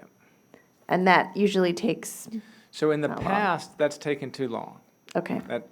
In the past, we've had an engineer who would work with the neighborhood and go through oftentimes many iterations where the neighbors go through many different options. We have spent more money sometimes on engineering than what the cost of the actual construction. We don't want to do that anymore. And so the process that we want to reform is, a much more hands-on, on the street with a can of, with a little bit of spray paint to lay out what the options are and try to make decisions on the street with the neighbors in that sort of tactile way. Right. That would be the change. And then we can actually go out with the contractors, and very often they do this kind of work, and they don't need complex engineering plans either. We can go off of just sketches. So that's what you did on Marshall Street last summer? That is Adding the correct. sidewalk and That's right. fixing the curb? Yeah. And so Mr. Whitfield has really embraced that approach, and so we are delivering projects more quickly and a lower cost with that approach. It's not perfect. Sometimes you get it built and you say, well, gee, I wish we had thought of this, that, or the other thing. Sometimes you get that with engineering, but the benefit of it is you deliver projects at a much lower cost and more quickly. Okay. So if I'm a neighbor on Nolan Street or any other street and I want to see where my project is in the queue, where do I go? I've brought up the webpage. So if you go down, if you just scroll down, that's where they're listed. So the completed cases, the active cases, and then the ones that are in queue. And so that's where Nolan Street is listed. Okay. So are there any on here that have the solutions identified already? So the active cases, so for instance, for Annandale and Gundry, for instance, we have a solution. We're going to meet with the neighbors this week. And what we anticipate is there'll be consensus on that, and then we hand it over to Public Works for them to build it. Okay. So what would be great on this website is if there's a way for me then to click on Annandale Road and Gundry Drive, click, and go to what that solution is with a picture of it, so that that's really easy for people in the neighborhood to find. So as solutions are identified, if there's a way to make it really simple, it would also be great if there's a map in addition to just descriptions of different neighborhoods, because sometimes it's hard to envision where is Little Falls and Great Falls Street. But if it's there on the map, it would be a lot easier for people to see where it is and where it is in the queue. We should be able to tie that into the CIP interactive map. We have generally the NTC programs there. It's just not as interactive you're describing, so I think we can just drop another level down. That'd be great. The pictures of the solutions, now Gundry and Annandale, we do have pictures of that we'll be describing with the neighbors. Some of these, though, in the future, we're not going to have pictures of them. Even just a description that says. We're going to have a meeting on the street. And Right, there's right. not But gonna even be if there's just a verbal description that says, at Little Falls and Great Falls Street, this is Yeah, what's here's happening. what's Zip, zip, proposed. zip. Right. And on West Greenway Boulevard, this is what's going to happen. So that it's there in case it takes 6 months and people are concerned and want to know, they'll have that resource and not have to call you and ask you. Might save some time. And then the neighborhood-wide solutions that we've talked about. If we end up doing that, can we add that someplace else on the website as well? So that we can say, okay, you live in the Nolan Midway neighborhood, or you live in Greenway Downs, take a look and let's see where we are in that process, because it's a different process than the NTC. It could be a different process in the future. Right now, it's not. Right now, it is pretty Right, much okay. neighborhood by neighborhood. What we have done, actually, we just did today, is we grouped all the ones that have come in by neighborhood. And I don't have that as a slide, but it is, we probably could pull it up from email. But at any rate, it rather than just listing them by street, it groups them by neighborhood. And it is a nice way to look at it. You say, okay, you can see things a little bit more clearly that way. Okay. And then presenting it, by map, that's helpful also. We understand that. Okay. Thank you. Mr. Duncan? So the challenge is to say something useful that's new. Let me, I guess, start by suggesting that, I guess since I'm a former journalist, everything I look at through a communications lens, I think it's a great idea to have the police meeting with the neighbors in the morning. If I were a reporter or a publicist, I would make sure that there was a photographer on hand to record that event. And since it's Wednesday and the news press deadline is not until later in the afternoon, I would certainly make an effort to get some information in our widely read local newspaper that lets everybody, at least in town, know that the situation on Noland is being much more carefully watched than they might have thought that it is. I'm impressed by Pastor Dave's mention about the church's spots that are designated for police monitoring on Broad Street. I think it'd be great if, you know, we could develop that same kind of reputation for this street. How you do that, partly it might be a public relations effort, partly it's maybe taking that old Volvo police car that's in the basement below us and just parking it on the street for a while. Even the presence of a police cruiser, even if it's unmanned, unstaffed, can have a calming effect on people who are zipping through.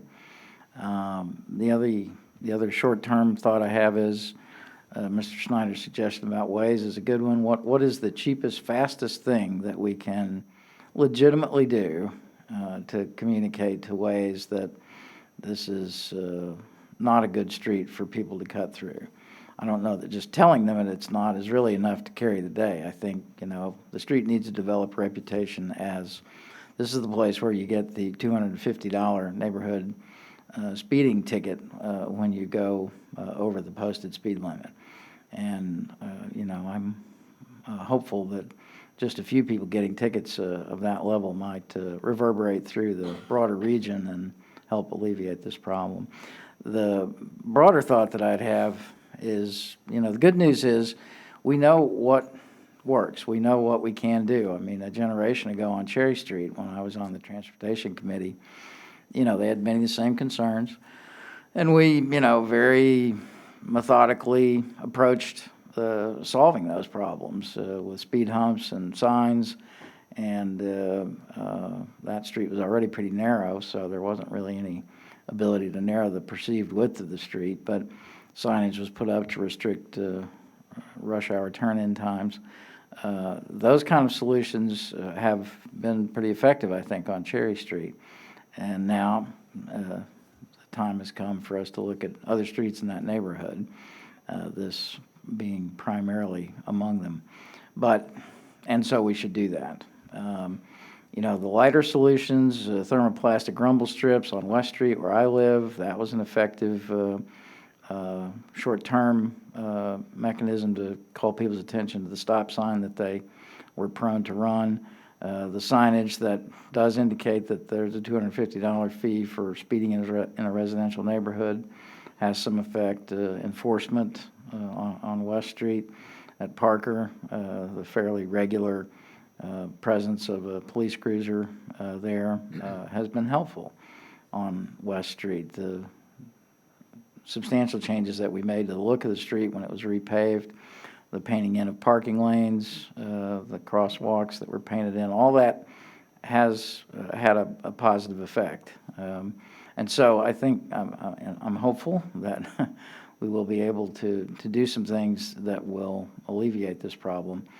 I am concerned, though, about whether, as others have said, we don't really have a citywide approach to this problem. And I think as we go into the budget cycle and the CIP cycle, I would like us to do whatever we're going to do in a very planful way.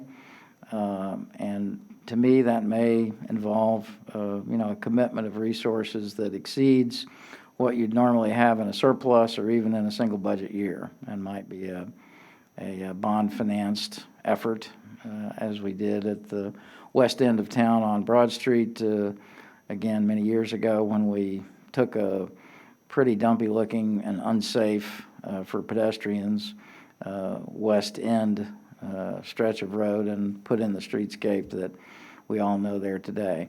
That was a bond referendum question, and the city, you know, had it out over it. We had a vote on it, and it was approved, and we had the resources to do the good work that was done there, and then similar work further down Broad Street.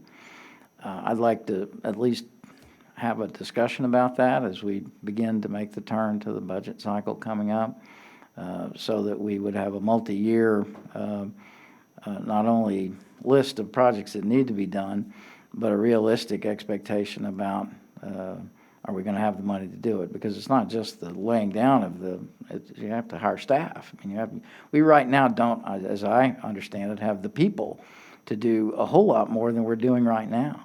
So in order to do more, we've got to hire somebody. We've got to either hire staff or contractors. Well, that's a serious undertaking.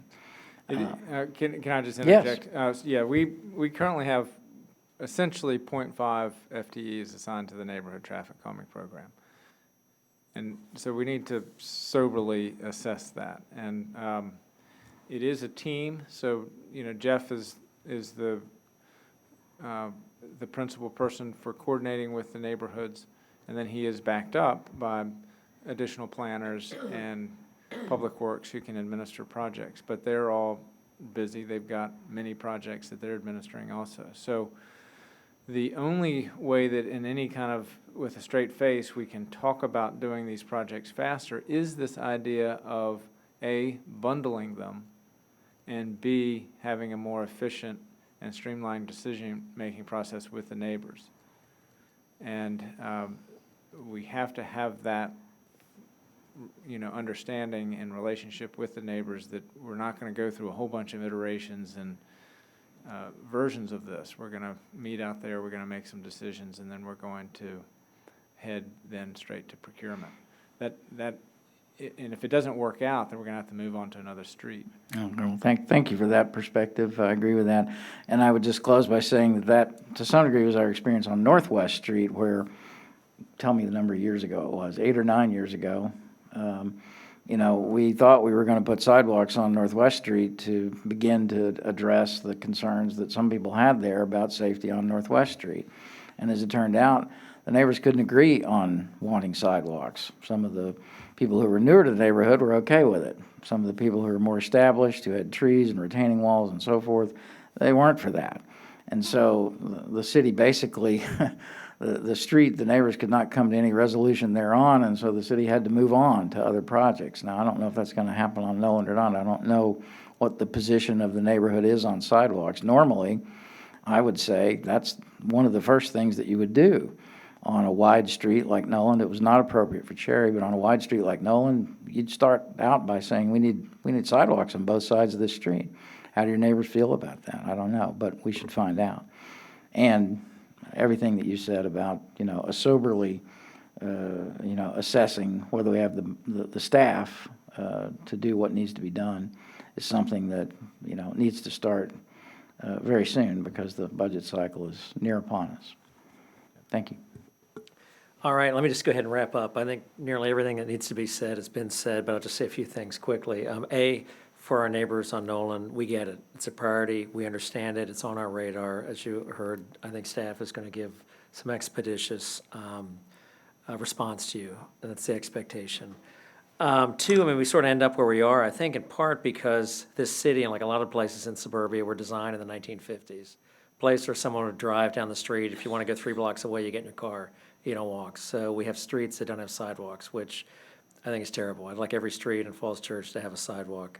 I don't know what the circumstance here is, whether we could actually put a sidewalk in the public right-of-way, or whether the area that would be contemplated for a sidewalk is actually on people's private property. We need to seek easements from everybody up and down the road. And I think that's probably relevant consideration of how difficult it is to get sidewalks. But ultimately, that would be a goal I would have, to have every street in the city have a sidewalk for it. With respect to federal funds, I think we should basically do both approaches. We don't want to turn away federal funds. The money we're talking about is basically the equivalent of $0.015 on the tax rate, $680,000 or whatever it was. And so I would like to see things done more quickly and use surplus funds for that. But I also think federal funds have a place here with some of these projects. I do also agree with the citywide approach. I think as was discussed about Cherry. Cherry got some nice improvements. Next thing you know, Noland's got a whole bunch more traffic, and we don't want to do that to the next Noland. And so I think looking at this holistically is a proper, appropriate way to do this. And so I would encourage either a citywide plan or by sectors or by areas. I think that would be appropriate as well. As far as also just kind of short-term solutions, I would love to see the police maybe spend a little bit less time on Broad Street, where I think the safety risks are much lower with someone going 10 miles over the speed limit on a 4-lane road than they are in these residential streets that don't have sidewalks and that have tons of kids playing or going to school or buses or whatever it might be. So to the extent we're able to at least give consideration to that, I think that would be appropriate to even having a car park there, as someone mentioned, I think will have a traffic calming effect. But having a regular police presence on these side streets that might rotate through the whole city, I think is something we ought to consider. So anyway, that's what I've got, and I think that's, you've heard from us, it is absolutely something that we are very concerned about, and it is a priority, I think, for this entire council. So stay tuned. We appreciate you coming out tonight, and I know the city manager and his staff will be back in touch with you all shortly. So given that it's about 2 hours into this hearing, we haven't started our public business yet or our business on the agenda. We do have a stormwater update as well. I thank you all for coming out tonight, and stay tuned. Mr. Shields, what's the next item on your discussion tonight as far as the city manager's report goes? Well, I've got 3 other things to report on, and could we just take a pause just to celebrate our Innovation Award? We did give the Virginia Municipal League on last week. Councilmember Lidkenhouse was there, Councilmember Duncan was there, Councilmember Dan Z was there, and it was a good conference. We learned a lot. We always, there are always a lot of seminars and breakout sessions where you can really roll up your sleeves and do some good work there. And we benefited that way. But we were joined by Nancy Vincent and Dana Lewis, as well as our partners with CRI, and we brought home some hardware. So we want to just acknowledge that. And I don't know if we want to take any pictures or do anything like that, but Come on down, let's get a picture. By the way, it's 7-0 Nationals. Yeah.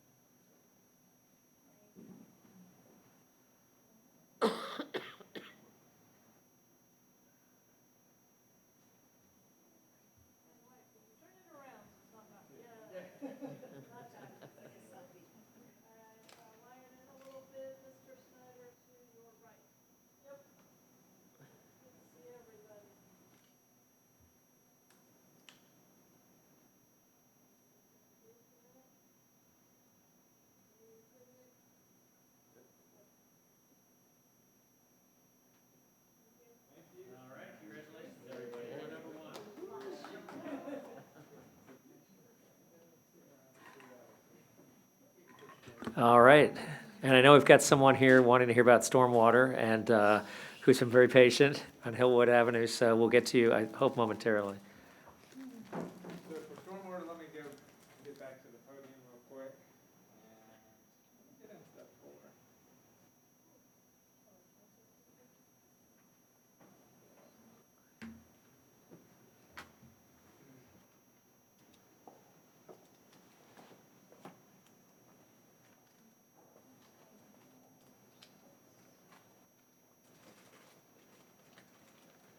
Mr. Whitfield, you can feel free to speak up during this presentation as well.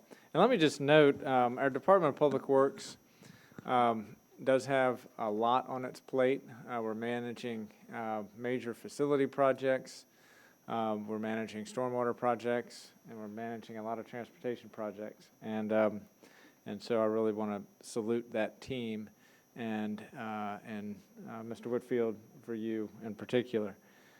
So along with transportation improvements, stormwater is a high priority for our city.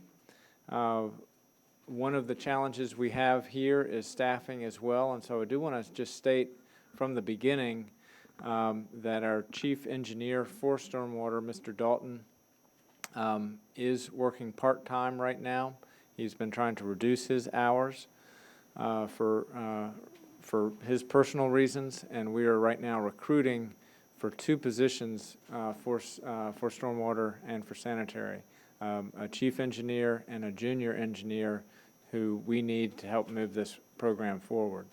Mr. Dalton is doing yeoman's work right now to try to keep sort of the big picture going for what we have promised to the community at our town hall meeting after the July 8th floods.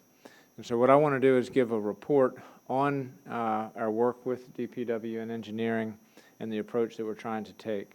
And as I described at the council meeting 2 weeks ago, we're trying to have sort of two buckets of projects. One, smaller projects that we would handle in-house, and two, the larger sort of sub-watershed projects where we have some outside engineering work. The bottom line for the presentation tonight is that I don't have a lot of new to report. We're still getting the proposals from the engineering firm on the big projects. As you will recall, and I'll go through some maps as to where those are, we were owed responses on our proposed scope of work last week. We didn't get those. They asked for some additional time, and we're going to get those and share those as soon as possible. We also have challenges on even the smaller projects. So here is a map of the Laura Drive to Poplar Drive, project that we're trying to handle in-house with some solutions that we could take out into the field more quickly than some of the larger projects. But here, what this is a map is the stormwater inlets on Laura, which are not sized to be large enough to carry the flows down to the system that goes crosses Poplar and then goes down Spring Street. And so right now we're just trying to get some of the preliminary work on the topo surveys so that we can start to do our in-house surveying. And for this project and for the Lincoln Avenue projects where we had overtopping of the curb off of Lincoln Avenue and then damage to homes in this area of Lincoln Avenue. Again, we want to do the engineering in-house for this and roll out some solutions relatively quickly, just to get the basic topo surveys preliminary to do this work. The engineering prices that have come back have been on orders of magnitude higher than we think are reasonable, so we're having to have some negotiations. That is a general theme in basically all of our projects, is that costs are coming in much higher than we think they should be, and that is a function of a very heated economy in Northern Virginia. Engineers are busy, general contractors are busy, and it's just a tough environment to get projects done, and that's just the reality of it. We'll work through this, and we'll get this work done at a reasonable price, but that's where it is right now. We need to get that base mapping and topo so that we can do the engineering for these smaller solutions. The larger areas that we're looking at, and we'll just go through them, one of them is the Trammell Branch project. And so this is the watershed for West Columbia and Shadow Walk. And what is, right in here is sort of the pinch point of an undersized pipe, and then the drainage that goes down the WNOD to where it discharges into the WNOD. That's the project area that we want to study a range of solutions on. And that's in the one where we were getting some outside engineering consultation. The next one is on Hillwood Avenue, to look at this whole area where you typically are having backyard flooding, but we're also having sanitary sewer backflows and water flowing off of Hillwood Avenue onto private property. So that's a study area. The Sharrow Avenue area where we have localized flooding that's actually not caused by trips run. It's water trying to get to trips run, and there are inadequate inlets and pipes to get water from Sharrow to trips. We're looking at East Columbia and the Harrison Branch. This is an area that experienced flooding during the Labor Day storms, and then again on July 8th. So we're looking at a range of options for this subwatershed. This actually is the largest subwatershed of the ones that are identified for this engineering work. And then the Lincoln Avenue extension, this is on Lincoln Avenue up towards Sycamore Street. This is an area where we had essentially every house on the street, or just about every house on the street, was redeveloped in recent years, where 2 houses replaced a former single house. And so we're looking at the drainage issues there in the backyards, ultimately that flows down to West Street. So this really is just a continuation of the report from 2 weeks ago. Again, to get the proposal from GKY, we anticipate that we're going to get that with costs and their response to our scope of work to look at these study areas. That was due a week ago, and we've been in contact with them, and we expect it soon, but they're a little bit past their deadline. Other things that we have been doing, we've been out replacing manholes with the watertight lids. That's just with operations money. We've done the repairs on Trips Run where the wing wall was blown out. That work is completed. And we've been doing other operational items. But these are sort of the big projects that we're trying to work with, and these are really driven by what staff has seen. You know, these projects were all identified based on what staff has observed, but they also obviously are reflected in the resident concerns that have come to us, and that's how these study areas were identified. Anything to add? A second. Any questions on that report?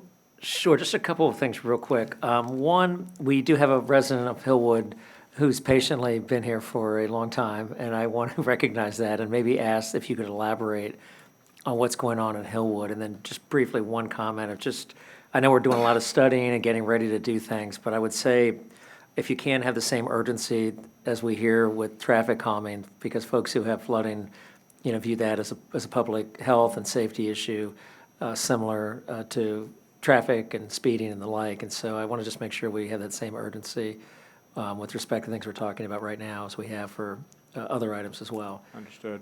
But if you could, if there's more information about Hillwood that could be presented tonight, or even offline, even at, as we continue on with other items, just a more full update on what's going on with Hillwood for our patient citizen in the back. Well, let me offer, we could just follow up with a phone call and talk directly.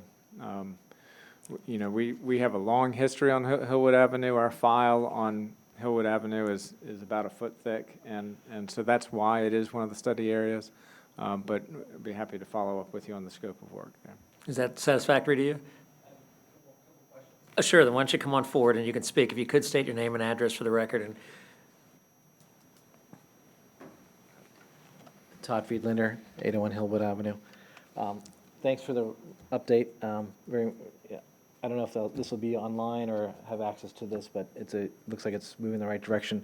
A question I did have, in my letter that I sent to council after the last meeting, I'd mentioned another area on Douglas Avenue, which is up the street from us, which I saw some flooding.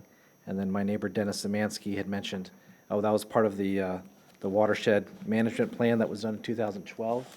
So I guess this document. So I guess my question was, and he was surprised that it was overflowing in my photo from the Labor Day storm. So I guess my question is the study areas, and again, I appreciate that Hillwood is on it and its storm and sewer issues as I've talked to you before. But other than the areas identified by citizens at the town hall, are there other areas in the city that the city has known are issues and are sort of on the list, including, Douglas was one sort of a trigger for that question for me. Well, let me just be clear. July 8th, every part of the city experienced flooding. And so with this, we are focusing on areas that are more frequent and recurring flooding. We are not promising to solve for storms like on July 8th. That would be a wrong thing for us to do. What we're trying to do, though, is address areas where we're having more frequent and recurring flooding to make investments to mitigate that. That really is, and more precisely, to mitigate where flooding is recurringly impacting private property. So if it's flooding recurringly in the street, that's not going to be a high priority.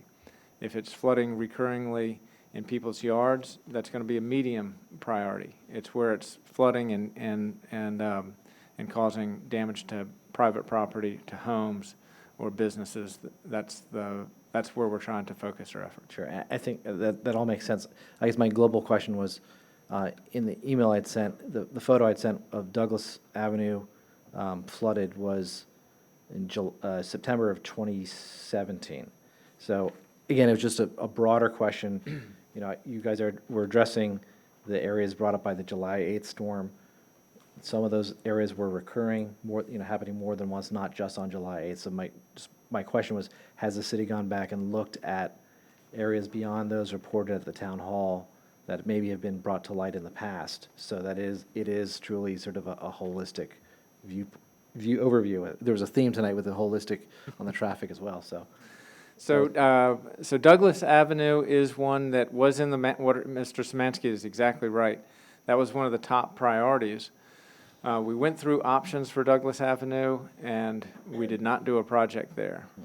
With the Washington and Broad project, they are going to be doing more stormwater detention. That's in the same watershed as Douglas, so that's going to help that area. The solutions that we identified were in the nature of stormwater detention to try to hold water back so it would not get to Douglas Avenue as quickly. And those are, and we're going to encounter this repeatedly in the study process. They are dauntingly expensive. So Douglas Avenue, as an example, to do the stormwater detention, we were in, I think, $6 million range to try to solve that project with stormwater detention in the street. That's why we did not proceed with that project. Sure, and then, so the other projects that are in the previously known, have those been incorporated in here, or are these sort of all the same usual suspects? We think that these are the areas where both in terms of resident comment and our staff observations are the areas where we think it is plausible that there are engineering solutions that are going to make a difference. Okay. Where we've had recurring flooding that's damaged private property. This is going to be a tough process, though. Every one of these is going to be much more expensive than we'd like them to be. But we're going to go through it, we're going to find out what it is going to cost, and we're going to have a community discussion about it, and then we're going to make decisions. The goal here, though, is what happens oftentimes is we try to we look at the whole whale, and we say we just can't eat that whole thing. It's too big. We're going to have to make some decisions and make some impacts where we can. And we're not going to be able to solve problems citywide, but we think we can make a difference in certain areas, and that's what we desire to be the outcome. And then 5 years from now, we'll reassess. Okay, we made some progress. What are we going to do next? That's the mindset that we have. Okay, great. Thanks. And just one quick question on that map. I'm a little bit turned around. Does that go up to the 1,000 block of Hillwood? It's in the 700s up to 807 is. Right, so that's the sewer issues. I know there was, the 1,000 blocks, there was also the basin where Harry Shovlin and Dennis Szymanski have the temporary pool for the Olympics. So is that on that map, that study area? I'm looking to Mr. Whitfield on that, and I believe it is not. So I think what we are trying to address in this one is the recurring basement flooding. Great. But let's follow up and discuss that, and just, we're going to have to ultimately we're going to have the bigger discussion once we have some responses from GKY, and we plan to have those discussions then. Okay, thanks. So when do you want to discuss? Let me get, why don't we follow tomorrow? up after this meeting? Yes. Or after the meeting? Let's talk tomorrow. Okay. Yes, sir. All right, thanks. Go Nats. Thank you. All right, thanks very much. Thanks for coming out. Ms. Hardy? Yes, thank you for the update. So while we work on the short-term stuff and the engineering, what I want to talk about is kind of what are the root causes? So we talked about, clearly with climate change, we have more severe weather. Wyatt, you mentioned, I think on Lincoln in particular, there was a bunch of subdivisions that happened where, 2 houses replaced where there previously it was 1, so clearly a lot more impervious surfaces. And I think we already looked at data in the past about how the pace of redevelopment happening across the city, we're going to have more of that. We're going to have larger houses taking up, the footprint of smaller houses. So while we work on all these engineering solutions and increase the capacity, what can we do to actually require more stringent stormwater management so that we don't create more problems while we're still trying to fix the root causes that caused the problem in the first place? Because I feel like if we don't address that, we're just going to create, it's going to be a whack-a-mole. We're going to solve it in these places. We're going to have other situations where we're going to have a capacity issue because the redevelopment's going to continue happening. So unless we solve it at the front end of the process, i.e. when a redevelopment of a single-family house happens, that we require more stringent stormwater management, preservation of mature trees, reduce the amount of pervious surface they have, whatever the tools we have are, this isn't really going to get solved. So what tools can we have now, and what do we need to go to the General Assembly for more permission and power? Well, so let me break it down. If we're talking about a big rain event, like a 10-year rain event, I think we just need to be honest. It doesn't matter whether it's a lawn or whether it's parkland or whether it's someone's rooftop. It's going to flood downstream of it because at that type of rain, everything is saturated and every new raindrop is going to flow right off. So there isn't really a regulatory response for that. Those are capacity issues of the infrastructure. For the nuisance flooding of your average summer thunderstorm, that is where the regulatory, where impervious coverage does make a big difference. And so we are, I think we probably need to get back with council on some possible changes. We are right up against the limit of what we can do under state law. And so your question is, what can we do with, additional authority? That's going to be a statewide discussion. I don't think there's going to be anything special for the city of Falls Church. It's, this stuff is handled at, when they change those regulations, generally everybody's impacted. Yeah, by and I it. know Arlington, Alexandria experienced a lot of flooding too, so I think Yes. it's a good opportunity to We can partner with band our together neighbors. with them. That's right. Right. And just one other thing with that, when you do detention on single-family lots, it does mean more soil disturbance, and very often what that means is more trees need to come down. So there are trade-offs with those mandates as well, and we're having discussions with the arborist right now on things that she wants to bring forward on code changes we could make to preserve tree canopy. And that's really important for smaller rains, but when you get into these bigger rains, the tree canopy really isn't a stormwater detention device. So those are the trade-offs we're going to need to work through. Yeah, so I'll just impress on the urgency on this. So as we prepare for the agenda coming up, if this is a place that we need to push, I think there certainly would be opportunity to work with our neighbors, because I know they experience a lot of flooding elsewhere too. That's right. And so if we need to partner and we need to talk about, hey, we're all going to collectively ask for more powers in these dimensions, we should be talking about that now. Cindy?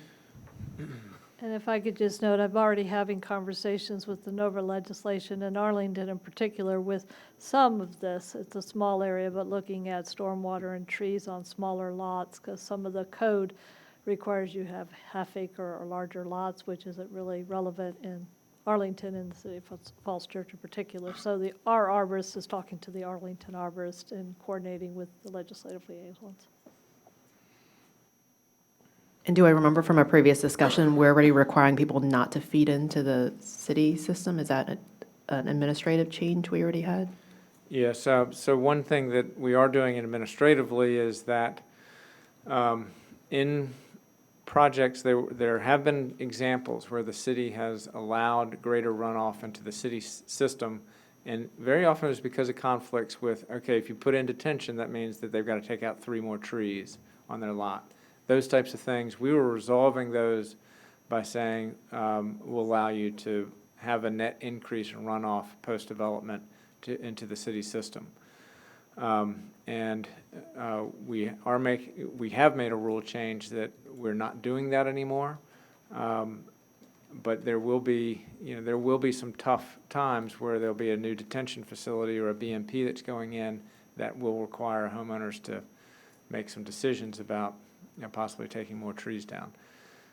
We're encouraging them to do them in the side yards. They can do it through their driveways with detention underneath their driveways. And so we'll point them in that direction so it's not a trees versus stormwater detention.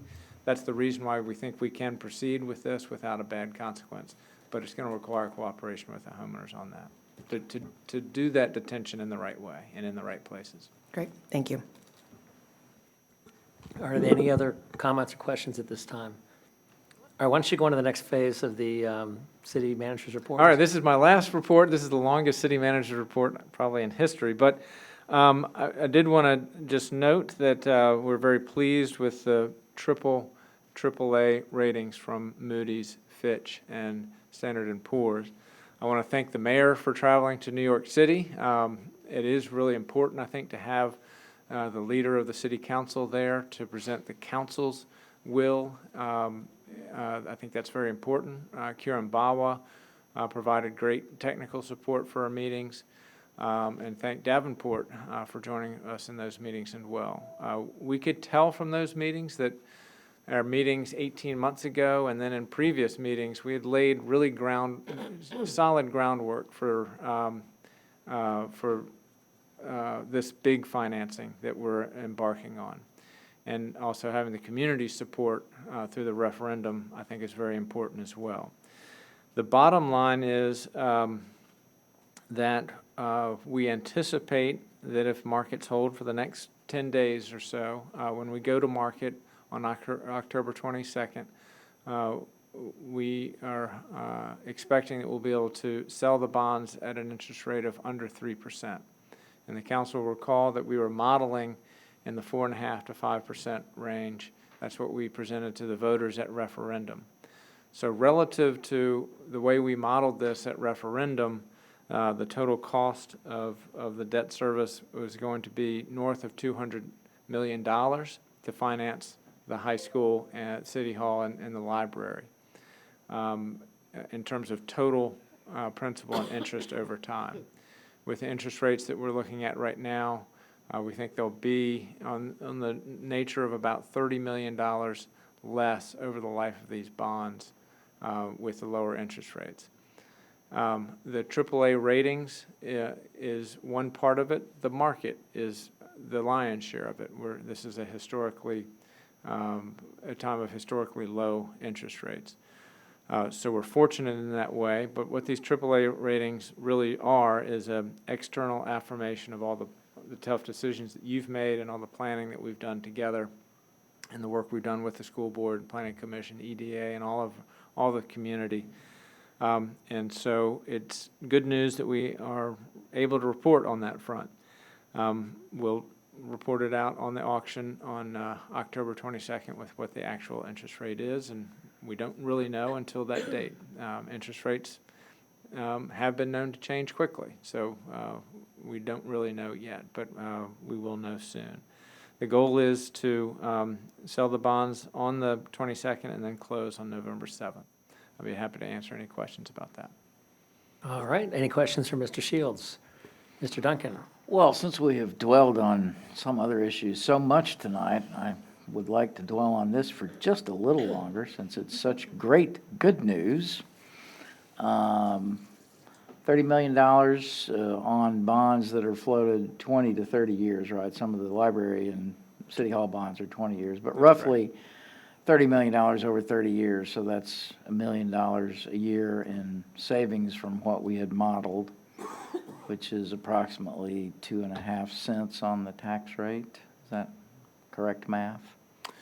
If we looked at it that way.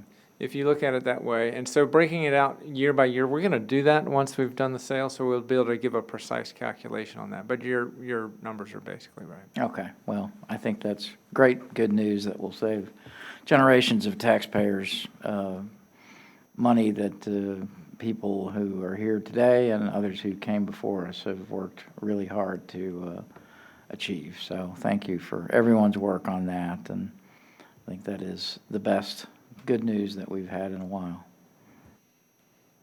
Any other comments that people would like to make? Mr. Shields, I just want to thank you. You've thanked everyone else, but you did a great job in this whole process and helping us manage our fiscal affairs, which I think this is, as you mentioned, affirmation or validation of the planning and prudence that I think this city has shown, this community has shown over these past years with how we've managed money, how we've managed the pension fund, the surplus or the proceeds from the water sale, economic development, how that's been a steady drumbeat here in the city. And so I think it's very exciting news indeed for the city. So I'm very pleased for that. I wanted to thank you again for your hard work in achieving that goal. All right, unless there's anything else to be said on this, are you done with your report, or do you Yes, have another sir. hour or two to go? Let's go on to business on the agenda, if we could. Madam Clerk, will you call the first item? Yes, we have TR 19-32, resolution affirming commitment to fund the local share of the city's projects under agreement with the Virginia Department of Transportation for fiscal year 2021 to 22 revenue sharing program. All right, Mr. Shields. I've been doing a lot of talking. Mr. Whitfield, would you like to present on this item?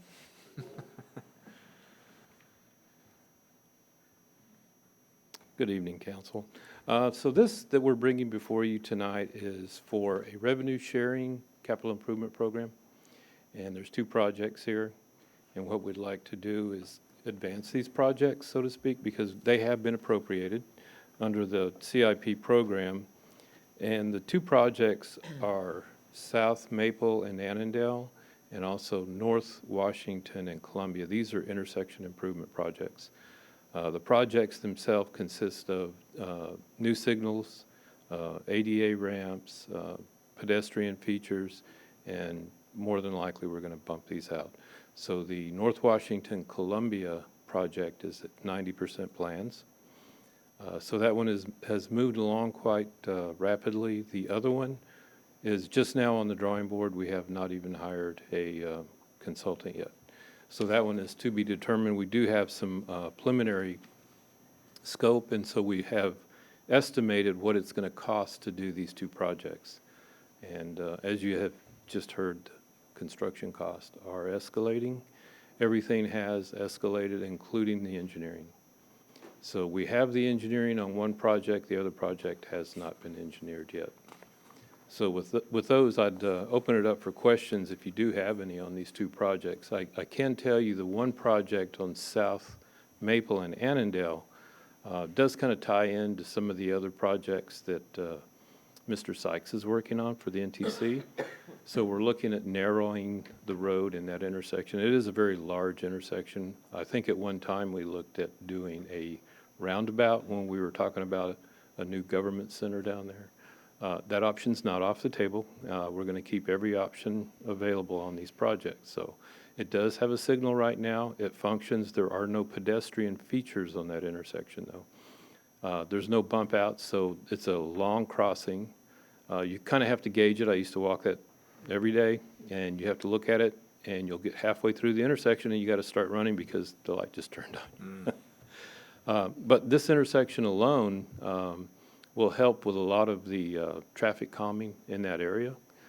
We're going to take the westbound on Annandale, the right-hand lane, and we're going to make that a right turn only so that you don't have to zip through the intersection and try and merge back into the two lanes.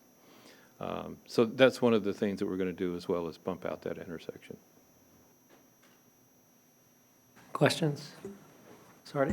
Thank you. So I think Hillwood and Annandale was cited, and I think Annandale, South Maple definitely needs work. My question is really, can this be accelerated? So with Big Chimneys work happening at Annandale Gundry, so further west, is there any way to accelerate the South Maple and Annandale work that we're talking about here so that it all connects? Because I think we're going to draw more people with Big Chimneys opening hopefully in 6 or 9 months with the new park.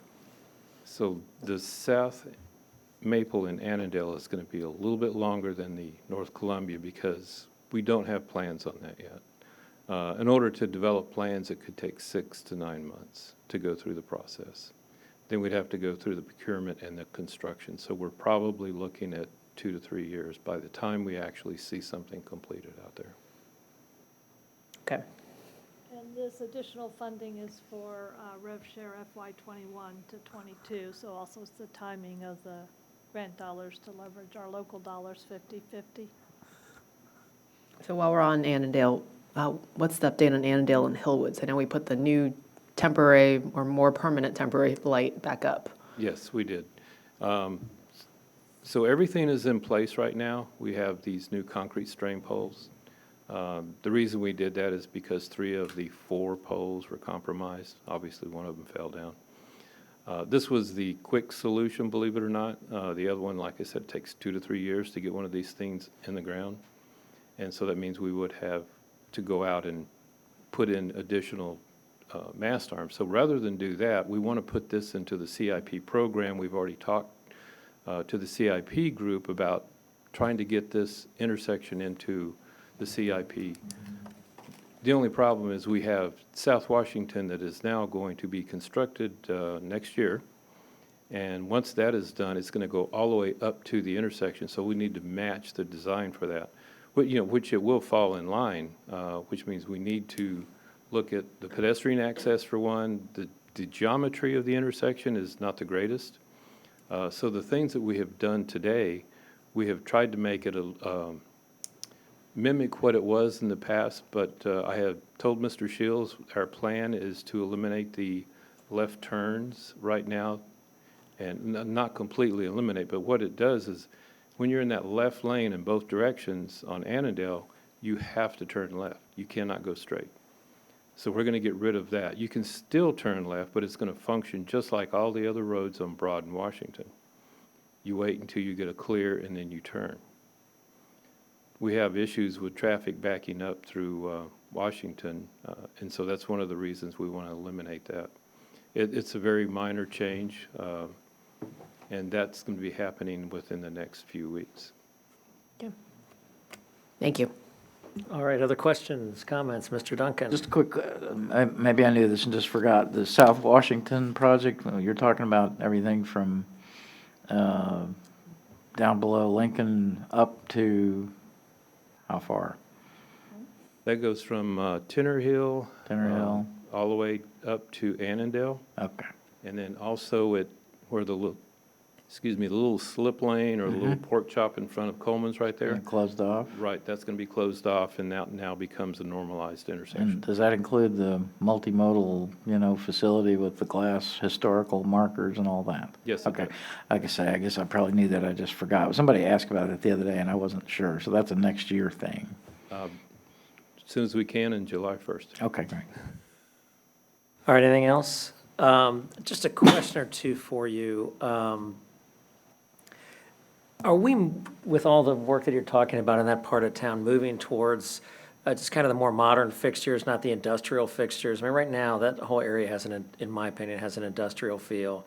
Doesn't feel like the typical hardware you'd find elsewhere in the city with the, I don't know, it's Carlisle style or whatever the style is of street lights, of, traffic lights, et cetera. It currently feels very industrial to me, concrete street lights, poles, things like that. Are we moving towards the same standard as the rest of the city? Yes, we'll be using the decorative poles with the acorn for the Okay. street lights, and of course, the signals and all the equipment will be decorative. And that's what's going to go in the next step, for example, at, I guess it's Hillwood and Annandale Road? Yes, once that becomes a project. Yes. Okay. How about sidewalks and the like? Is there any kind of long-term plan to getting more sidewalks in that area? It seems right now it's a real hodgepodge, and I know there's not a lot of right-of-way to maybe work with, but it feels like it's very unpedestrian friendly at that area. On South Washington? Well, I mean, frankly, Hillwood, South Washington, I think, does. All the little connector streets around there, they feel, again, very industrial, not walkable. We moving towards walkability in that part of town? Yes, so we did implement the streetscape standards, both sides of the street and also along Hillwood. Okay. I haven't seen a lot of that yet. Is it coming, or have I just missed it? It's part of that project. Okay. All right. Mr. Duncan, do you have something? I was One just going last to make a comment? motion whenever you're ready for me to. Let's do it. Move to adopt TR 19-32. Do we have a second? Second. All right, before we do this, I'm going to ask for any public comment. Seeing none, the matter is closed to the public. Madam Clerk? Ms. Conley? Yes. Mr. Duncan? Yes. Ms. Hardy? Yes. Mr. Lickenhouse? Yes. Mr. Snyder? Yeah. Mayor Tarter? Yes? Motion carries 6-0. Thank you. All right, next item, please. We have consent, and we have All one right. item. Consent, so is this you, Mr. Shields? Do you want to give, I don't know if there's any description needed for this? Just very briefly, this is a paving contract, and with it, this is entirely funded by VDOT for the primary extensions paving that we'll do this fall. And the main thing that's going to be done is Hillwood Avenue. All right, any public comment? Seeing none, the matter is closed to the public. Do we have a motion on this item? Is this the whole consent agenda? Yep. I move to adopt the consent agenda. All right, do we have a second? Second. All in favor? Aye. Aye. Opposed, abstentions, the ayes have it. All right, let's move on to other Do we business. need a vote for that? Is it going to VDOT, or For the resolution? we don't need a vote? Okay, I just want to make sure. The consent normally we do as a, by voice vote. Yeah, we did the VDOT one already. Okay, By vote. I just want to make sure. Okay.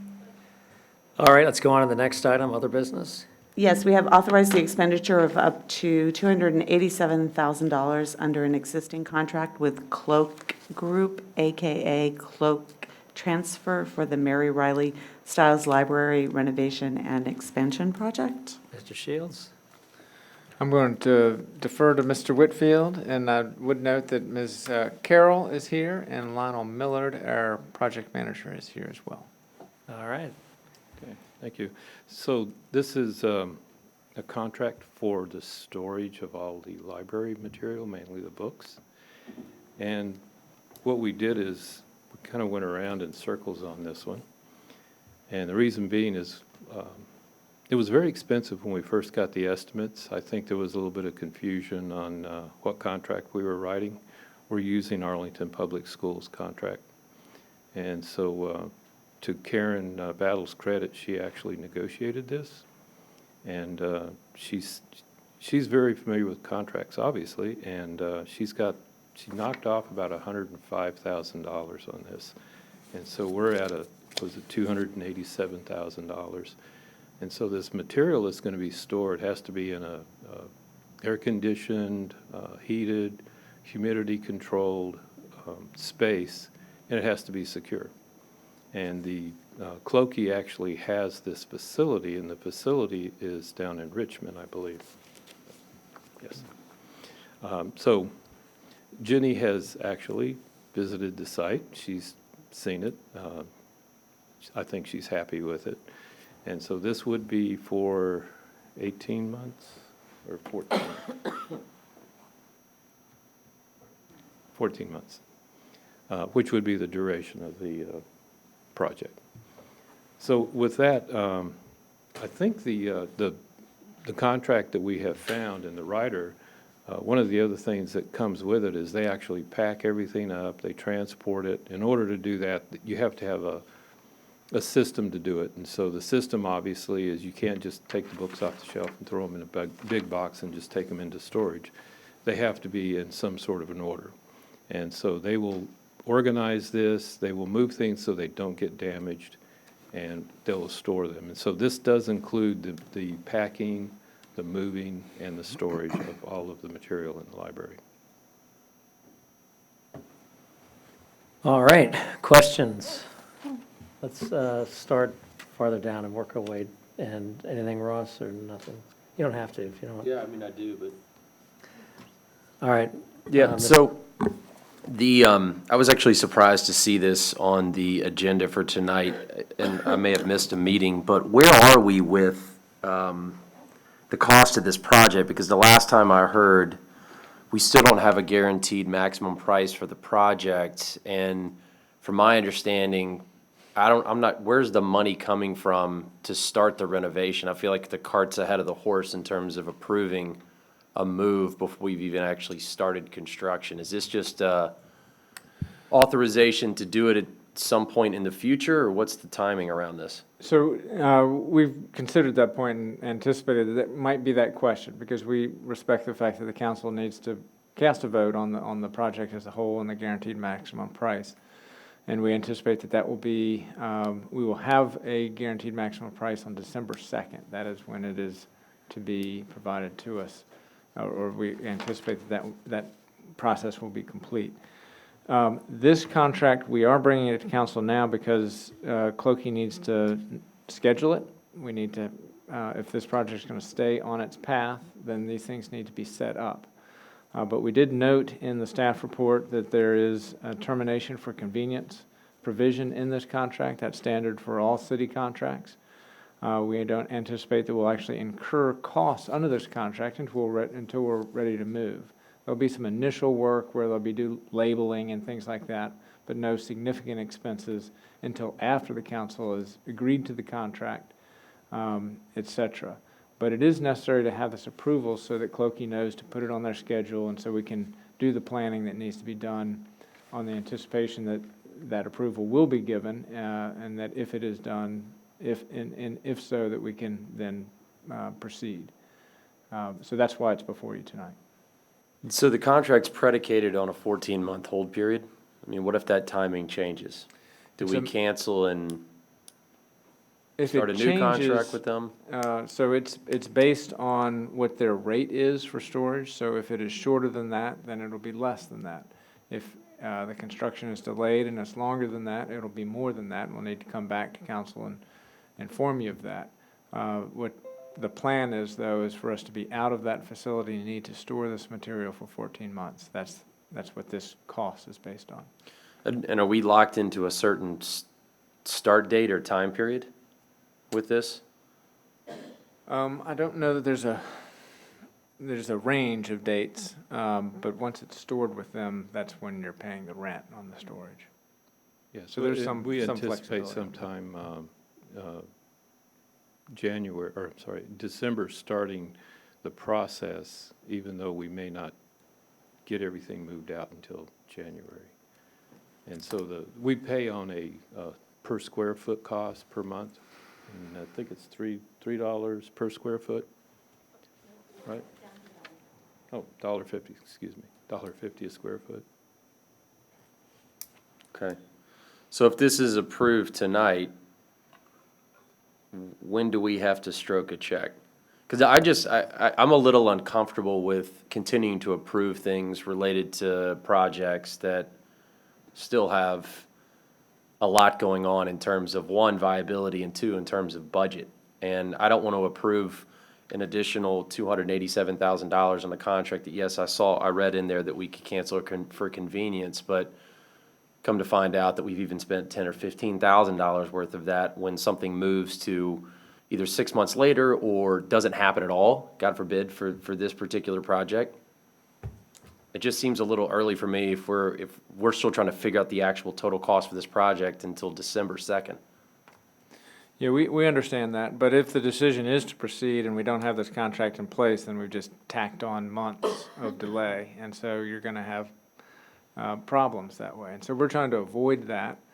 We think you're protected. You will not incur any significant costs under this contract unless the project gets the green light.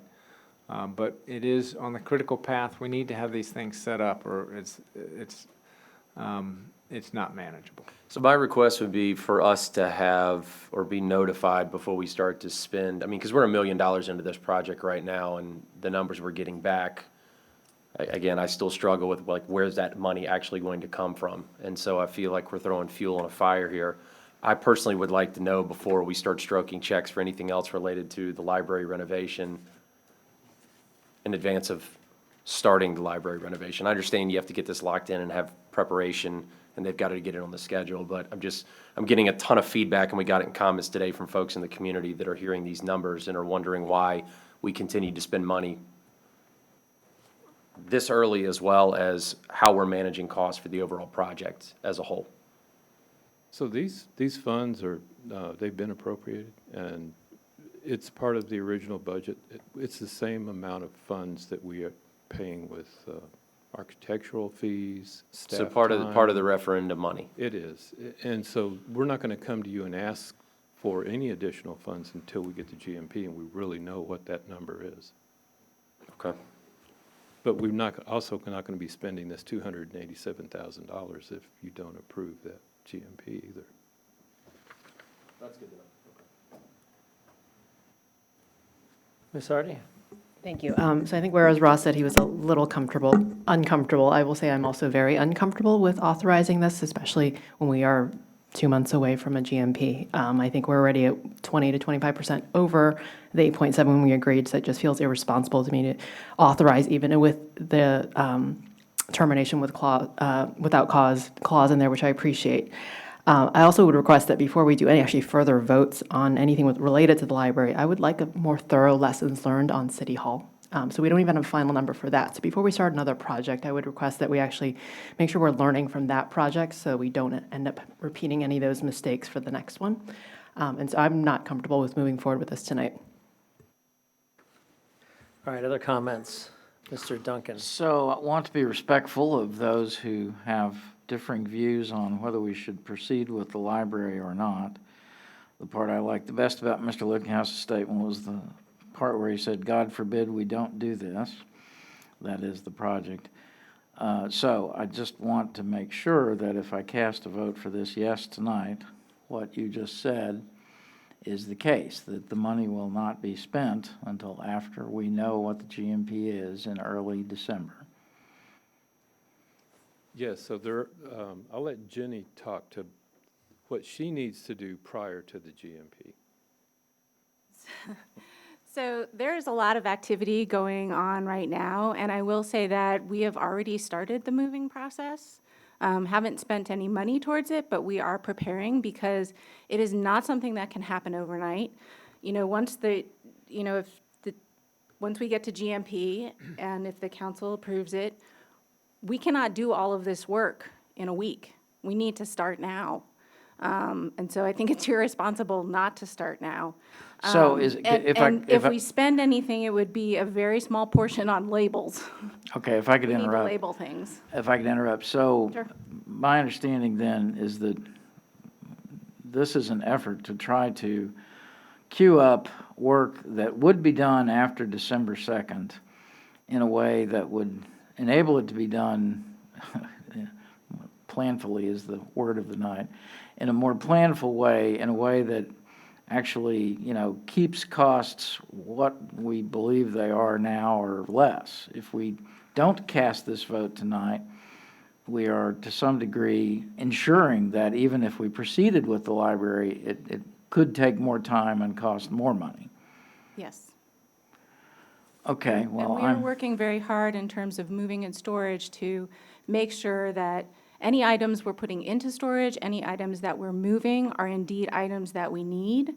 And in terms of paying for storage, that we're only paying for storage for items that we know when it comes out of storage, we will be using it in the new building.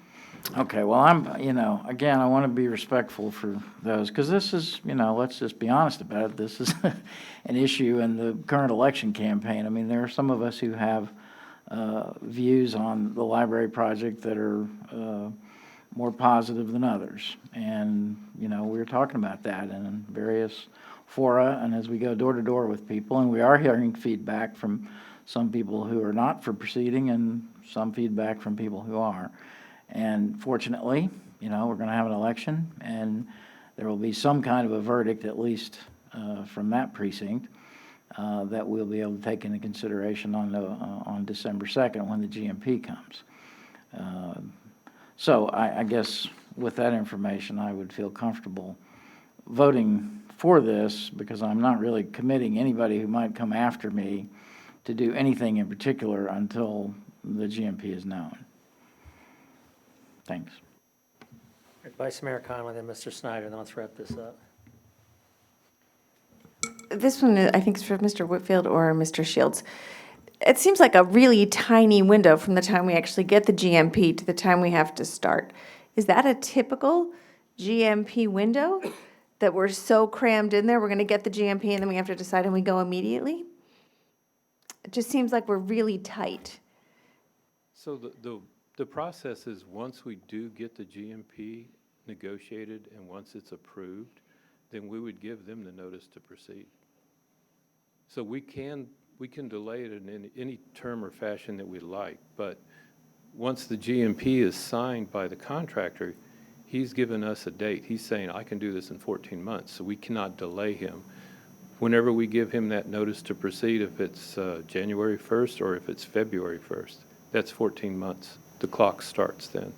Right, and how long does the GMP hold, is my question. If we get the GMP in early December, and we say, all right, this is a good GMP, we want to go ahead with this, can we say we don't want to start till February? Or do we, or does the GMP have a starting window that comes with it? Does that make sense? Yeah, so again, typically you would have that already arranged with your contractor.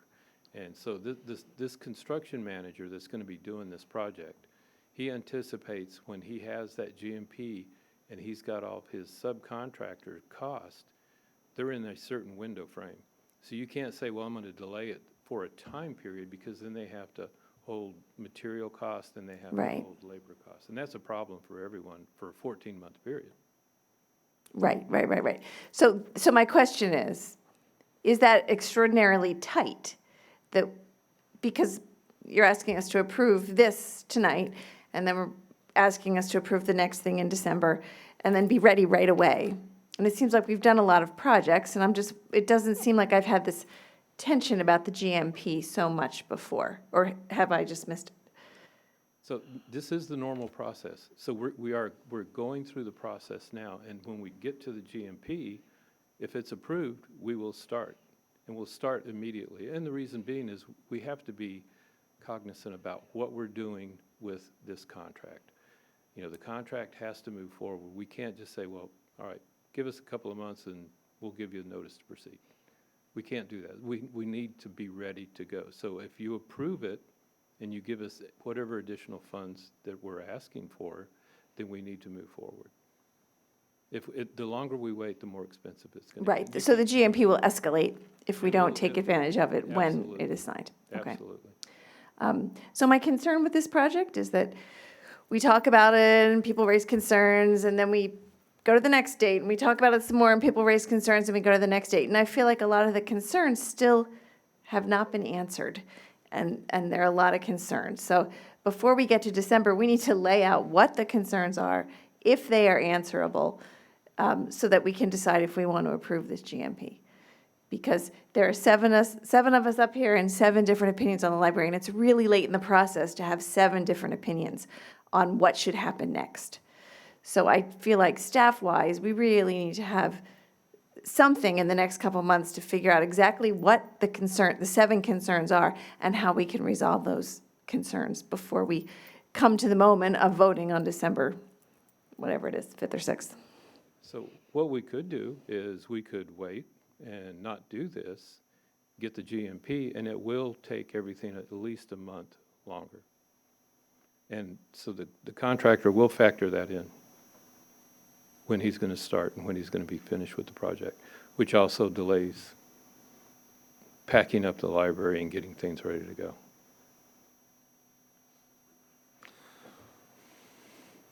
Everything really hinges around this GMP and what we're going to present to you and what the contractor says he can build this for. But on the point that the Vice Mayor has raised, what we could do is just to, I probably need to call every council member and develop a list. What are the questions that you need answered? I mean, we have them all from all the meetings. We understand what they are, but I think it'd be good to have them all, write them all down, and have written responses to them, so that we know exactly what questions we're answering. That I think that would be the way forward in terms of the question you have. Suggestion. Could I just, Gladstone. can I calendar that question? Can I ask? So what are you talking about? If we're going to discuss GMP on December 2nd, are we planning to meet as a council on November 25th or not? So what we're anticipating actually is to bring we need to get the GMP. We will review it, and ask for the council action in January. Oh, okay. So December 2nd is. Yeah. And with the GMP, there is always a date. This is how long that these prices will hold for. And if we don't approve it and give notice to proceed by those dates, then the numbers you've gotten are no longer valid. So that's a standard, part of any process like this. Okay. Mr. Snyder? Sure. I'll be very brief. I think I've expressed my preference for a different sort of project. But it seems to me, what I'm hearing is that there's, and let's then refocus on this particular action tonight. By the way, the preferred project that I would put forward, you wouldn't need to move and then move back. You just simply move the library into a new location. But that's never caught on, and so we need to move accordingly. So what I'm hearing, termination for convenience, no cost. There will be no money expended until and if we approve the GMP. Is that right? There will be some, because we do have to get some of the things labeled, the material. So it's going to be minimal cost until we actually get the company in to actually physically move. Right, and what I'm hearing is if we approve the GMP, failing to approve this tonight will actually lead to further increase in the cost. Is that what I'm hearing you say? It will delay the project. The delay equals cost in this environment? That's correct. Yeah. Okay, thank you. So, I mean, I tell you, I have concerns. It feels like this project, we've sort of been, instead of getting to the heart of the matter, which is how much is it going to cost, what are we going to do about that, we just sort of seem to get kind of slowly get sucked farther into the hole. And that concerns me, and it seems like that's happening again tonight. I don't know what the answer to all this is. I can just say it's very frustrating, at least to me, I imagine to others as well. If this approval had zero cost until we authorize the GMP, I would feel much better about it. When I hear a little bit of cost, even though little doesn't sound like much, with this, it seems like it's always been more than people thought, and that concerns me. I would love to see a cap, whether the contractor agrees to it, or that's just, we're just saying to them, we're not gonna authorize spending more than blank dollars until December, whatever day. I would feel more comfortable about this, just having a flat-out cap and say, we're not gonna spend more than $5,000 before whatever day. And I don't know if that's possible or not, but I would support having a limit. So this isn't open-ended, it doesn't morph into something where we had to do this or that without getting approval. That's something I would like to see. I don't know if there's any interest at all from anybody. So is that that's not connected to the $287,000 number. What you're talking about is more connected to internal staff and administrative activity, is that right? Well, are you talking to me or talking to him? I'm just asking whoever knows the answer. Well, with respect to this contract, which is, I think, what the mayor's question is, there's some small amount for labeling and doing that type of thing. And What amount are we talking about? $1,250. What? $1,250. All right, so if we say no more than $5,000 spent before December, whatever, you'd be fine with that? I think so. Yes, that would work. All right. Is I'd there- I'd make that, I'd make that friendly amendment if I'm So allowed. the only thing we'd have to do is go back and look at this contract that we're writing, make sure that we can do that, and we can take out certain pieces of it. So I don't know that we can do that. I think we can do that. So what concerns me is that we say, well, it's termination for convenience, which basically implies you can terminate when you want to without cost. Well, we've mobilized, we've already rented the space down in Richmond, and so you guys owe us for, $62,000 because we've already put we've leased up this space. No, And we've, They own the space. or whatever it is, we charge for things we own, just like I charge you rent, even if I don't rent the space, I still charge you because you're using my space. I'm blocking it off for you instead of blocking it off for someone else. Just like you're telling us, well, if we don't block it off, we won't get it. They're probably telling that to somebody else. You didn't get it because we blocked it off for these guys. And so if we take it from someone else, they're losing money presumably. Anyway, look, all I guess I'd like to know is have a cap on it before that day.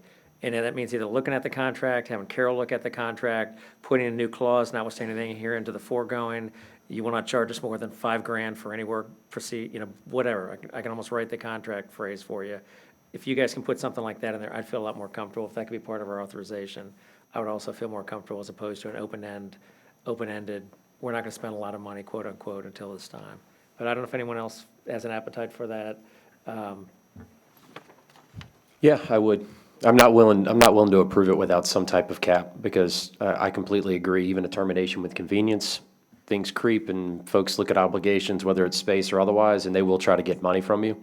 And again, I want to have a broader conversation about where we're going to be on December 2nd, what that GMP is going to tell us, because again, I have concerns about what that project's going to look like and where that money's going to come from, because we're not going to magically get back to $8.7 million. And I just feel like we're continuing to be asked to approve things related to this project without having a very honest, open, transparent conversation about what this is going to look like without continuing to let horses out of the barn on a monthly basis. All right, anyone else? Why don't I structure the motion? Okay. I move to authorize the additional expenditure of up to $287,000 under an existing contract with Cloak Group, AKA Cloak Transfer, for the Mary O'Reilly Stiles Library renovation and expansion project, and such contract shall include a termination for convenience clause, which shall expose the city to no greater than $5,000 liability. Okay. Second. All right, any member of the public wish to speak to this matter? Seeing none, the matter is closed to the public. Madam Clerk? Ms. Conley? Yes. Mr. Duncan? Yes. Ms. Hardy? No. Mr. Lickenhouse? Question. So we're voting on this as amended, but not knowing whether or not we can even do that? Is that correct? Because what I'm hearing is that we cannot include that provision in the contract.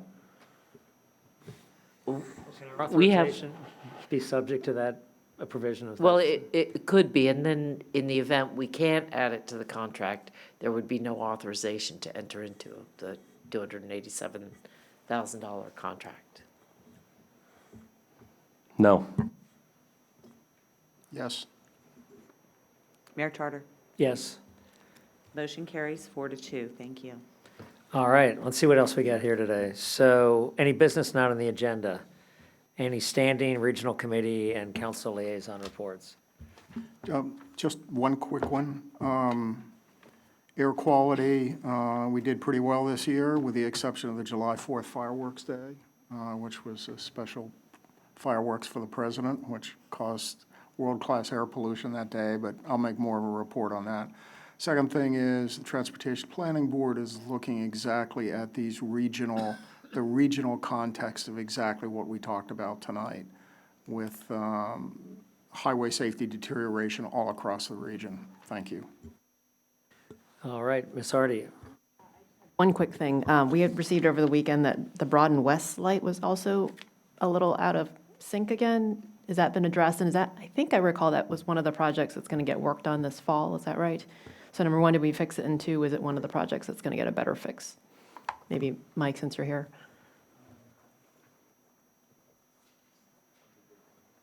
Yes, so I did talk with Robert yesterday about that signal. It's one of these devices that he ordered about 7 of, because we've just found out that these things are aging and they seem to be going out. It's called a BIU. And I can't remember exactly what the acronym is, but he's replaced that, and so it should be functioning okay now. I saw LMI out yesterday looking at the signal, so should be operational. I know it was in flash all weekend. He never got a call on it. Yeah, the flashing one was at Little Falls and that Park was- all weekend. yes. Yeah, I think Broad and West is just a pretty sensitive intersection right now, given all the work happening, so I don't know if anything was cut. There's been an awful lot of undergrounding with the sanitary sewer out there. Okay. And thank you, Wyatt, for the weekly updates. Those are really helpful, too. All right, also just reminded everyone that Northern Virginia Regional Commission elected folks will be coming here next Wednesday at what time? 7 p.m. 7 p.m. for just a social dinner and get-together, just to meet our colleagues and show off our new city hall. So hopefully everyone here can attend and talk it up with your elected friends in other jurisdictions if you could. So, all right, that's all I've got. What else do we have here? A couple of things, could I? Yes? Thank you. Mr. Manager, there was some communication about the Bellows Park and its trash situation. Have we talked further with Danny about whether increased use of the Fellows I'm sorry, not Larry Phillips. Graves. Larry Graves Park, sorry. Larry Graves Park has led to more refuse and more need to pick the trash up more often and so forth and so on. Well, it has clearly done that. The only question I had, and I'm not sure I've got an answer yet, is whether Fairfax County Park Authority picks up trash there or whether the city does. Okay, well, could you just But figure out? we're getting on top of it, and Okay. Danny has probably responded, and I just missed his email. But we'll get back with Mr. Aiken. Okay, thank you. Well, we're all interested too. And just to everybody else, there was a note from the city attorney about the language involving discrimination on the basis of gender identity and sexual orientation and so forth. Just read her note. I'd be curious as to whether you all would be interested in supporting a strengthening of the language that, to the degree that we can do it, but it's something we can talk about offline. Thanks. I did see the memo. I don't know if anyone, did it go to everyone? Did it go to everyone, didn't it? Yeah, I saw the memo. I'd be in support of that, Phil.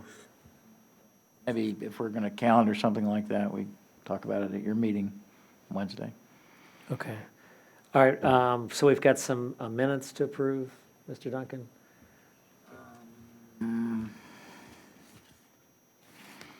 The minutes of April 8th, line 75. It's Sean Van Stein, our good friend Sean. On line 79, I believe the chair of the Aurora House needs to have a last name. She is Julie. And line 135 is a period needed thereafter rate. And line 185, prefer to avoid. That's all on that. So with those corrections, I move approval of the minutes of the meeting of Monday, April 8th, 2019. We have a second? Second. All in favor? Aye. Aye. Opposed, abstentions, the ayes have it. All right, move along. Move approval of minutes for the meeting of Monday, July 8th, 2019 as presented. We have a second? Second. All in favor? Aye. Aye. Opposed, abstentions, the ayes have it. Anything else to be said tonight? All right, let's adjourn. Let's do it.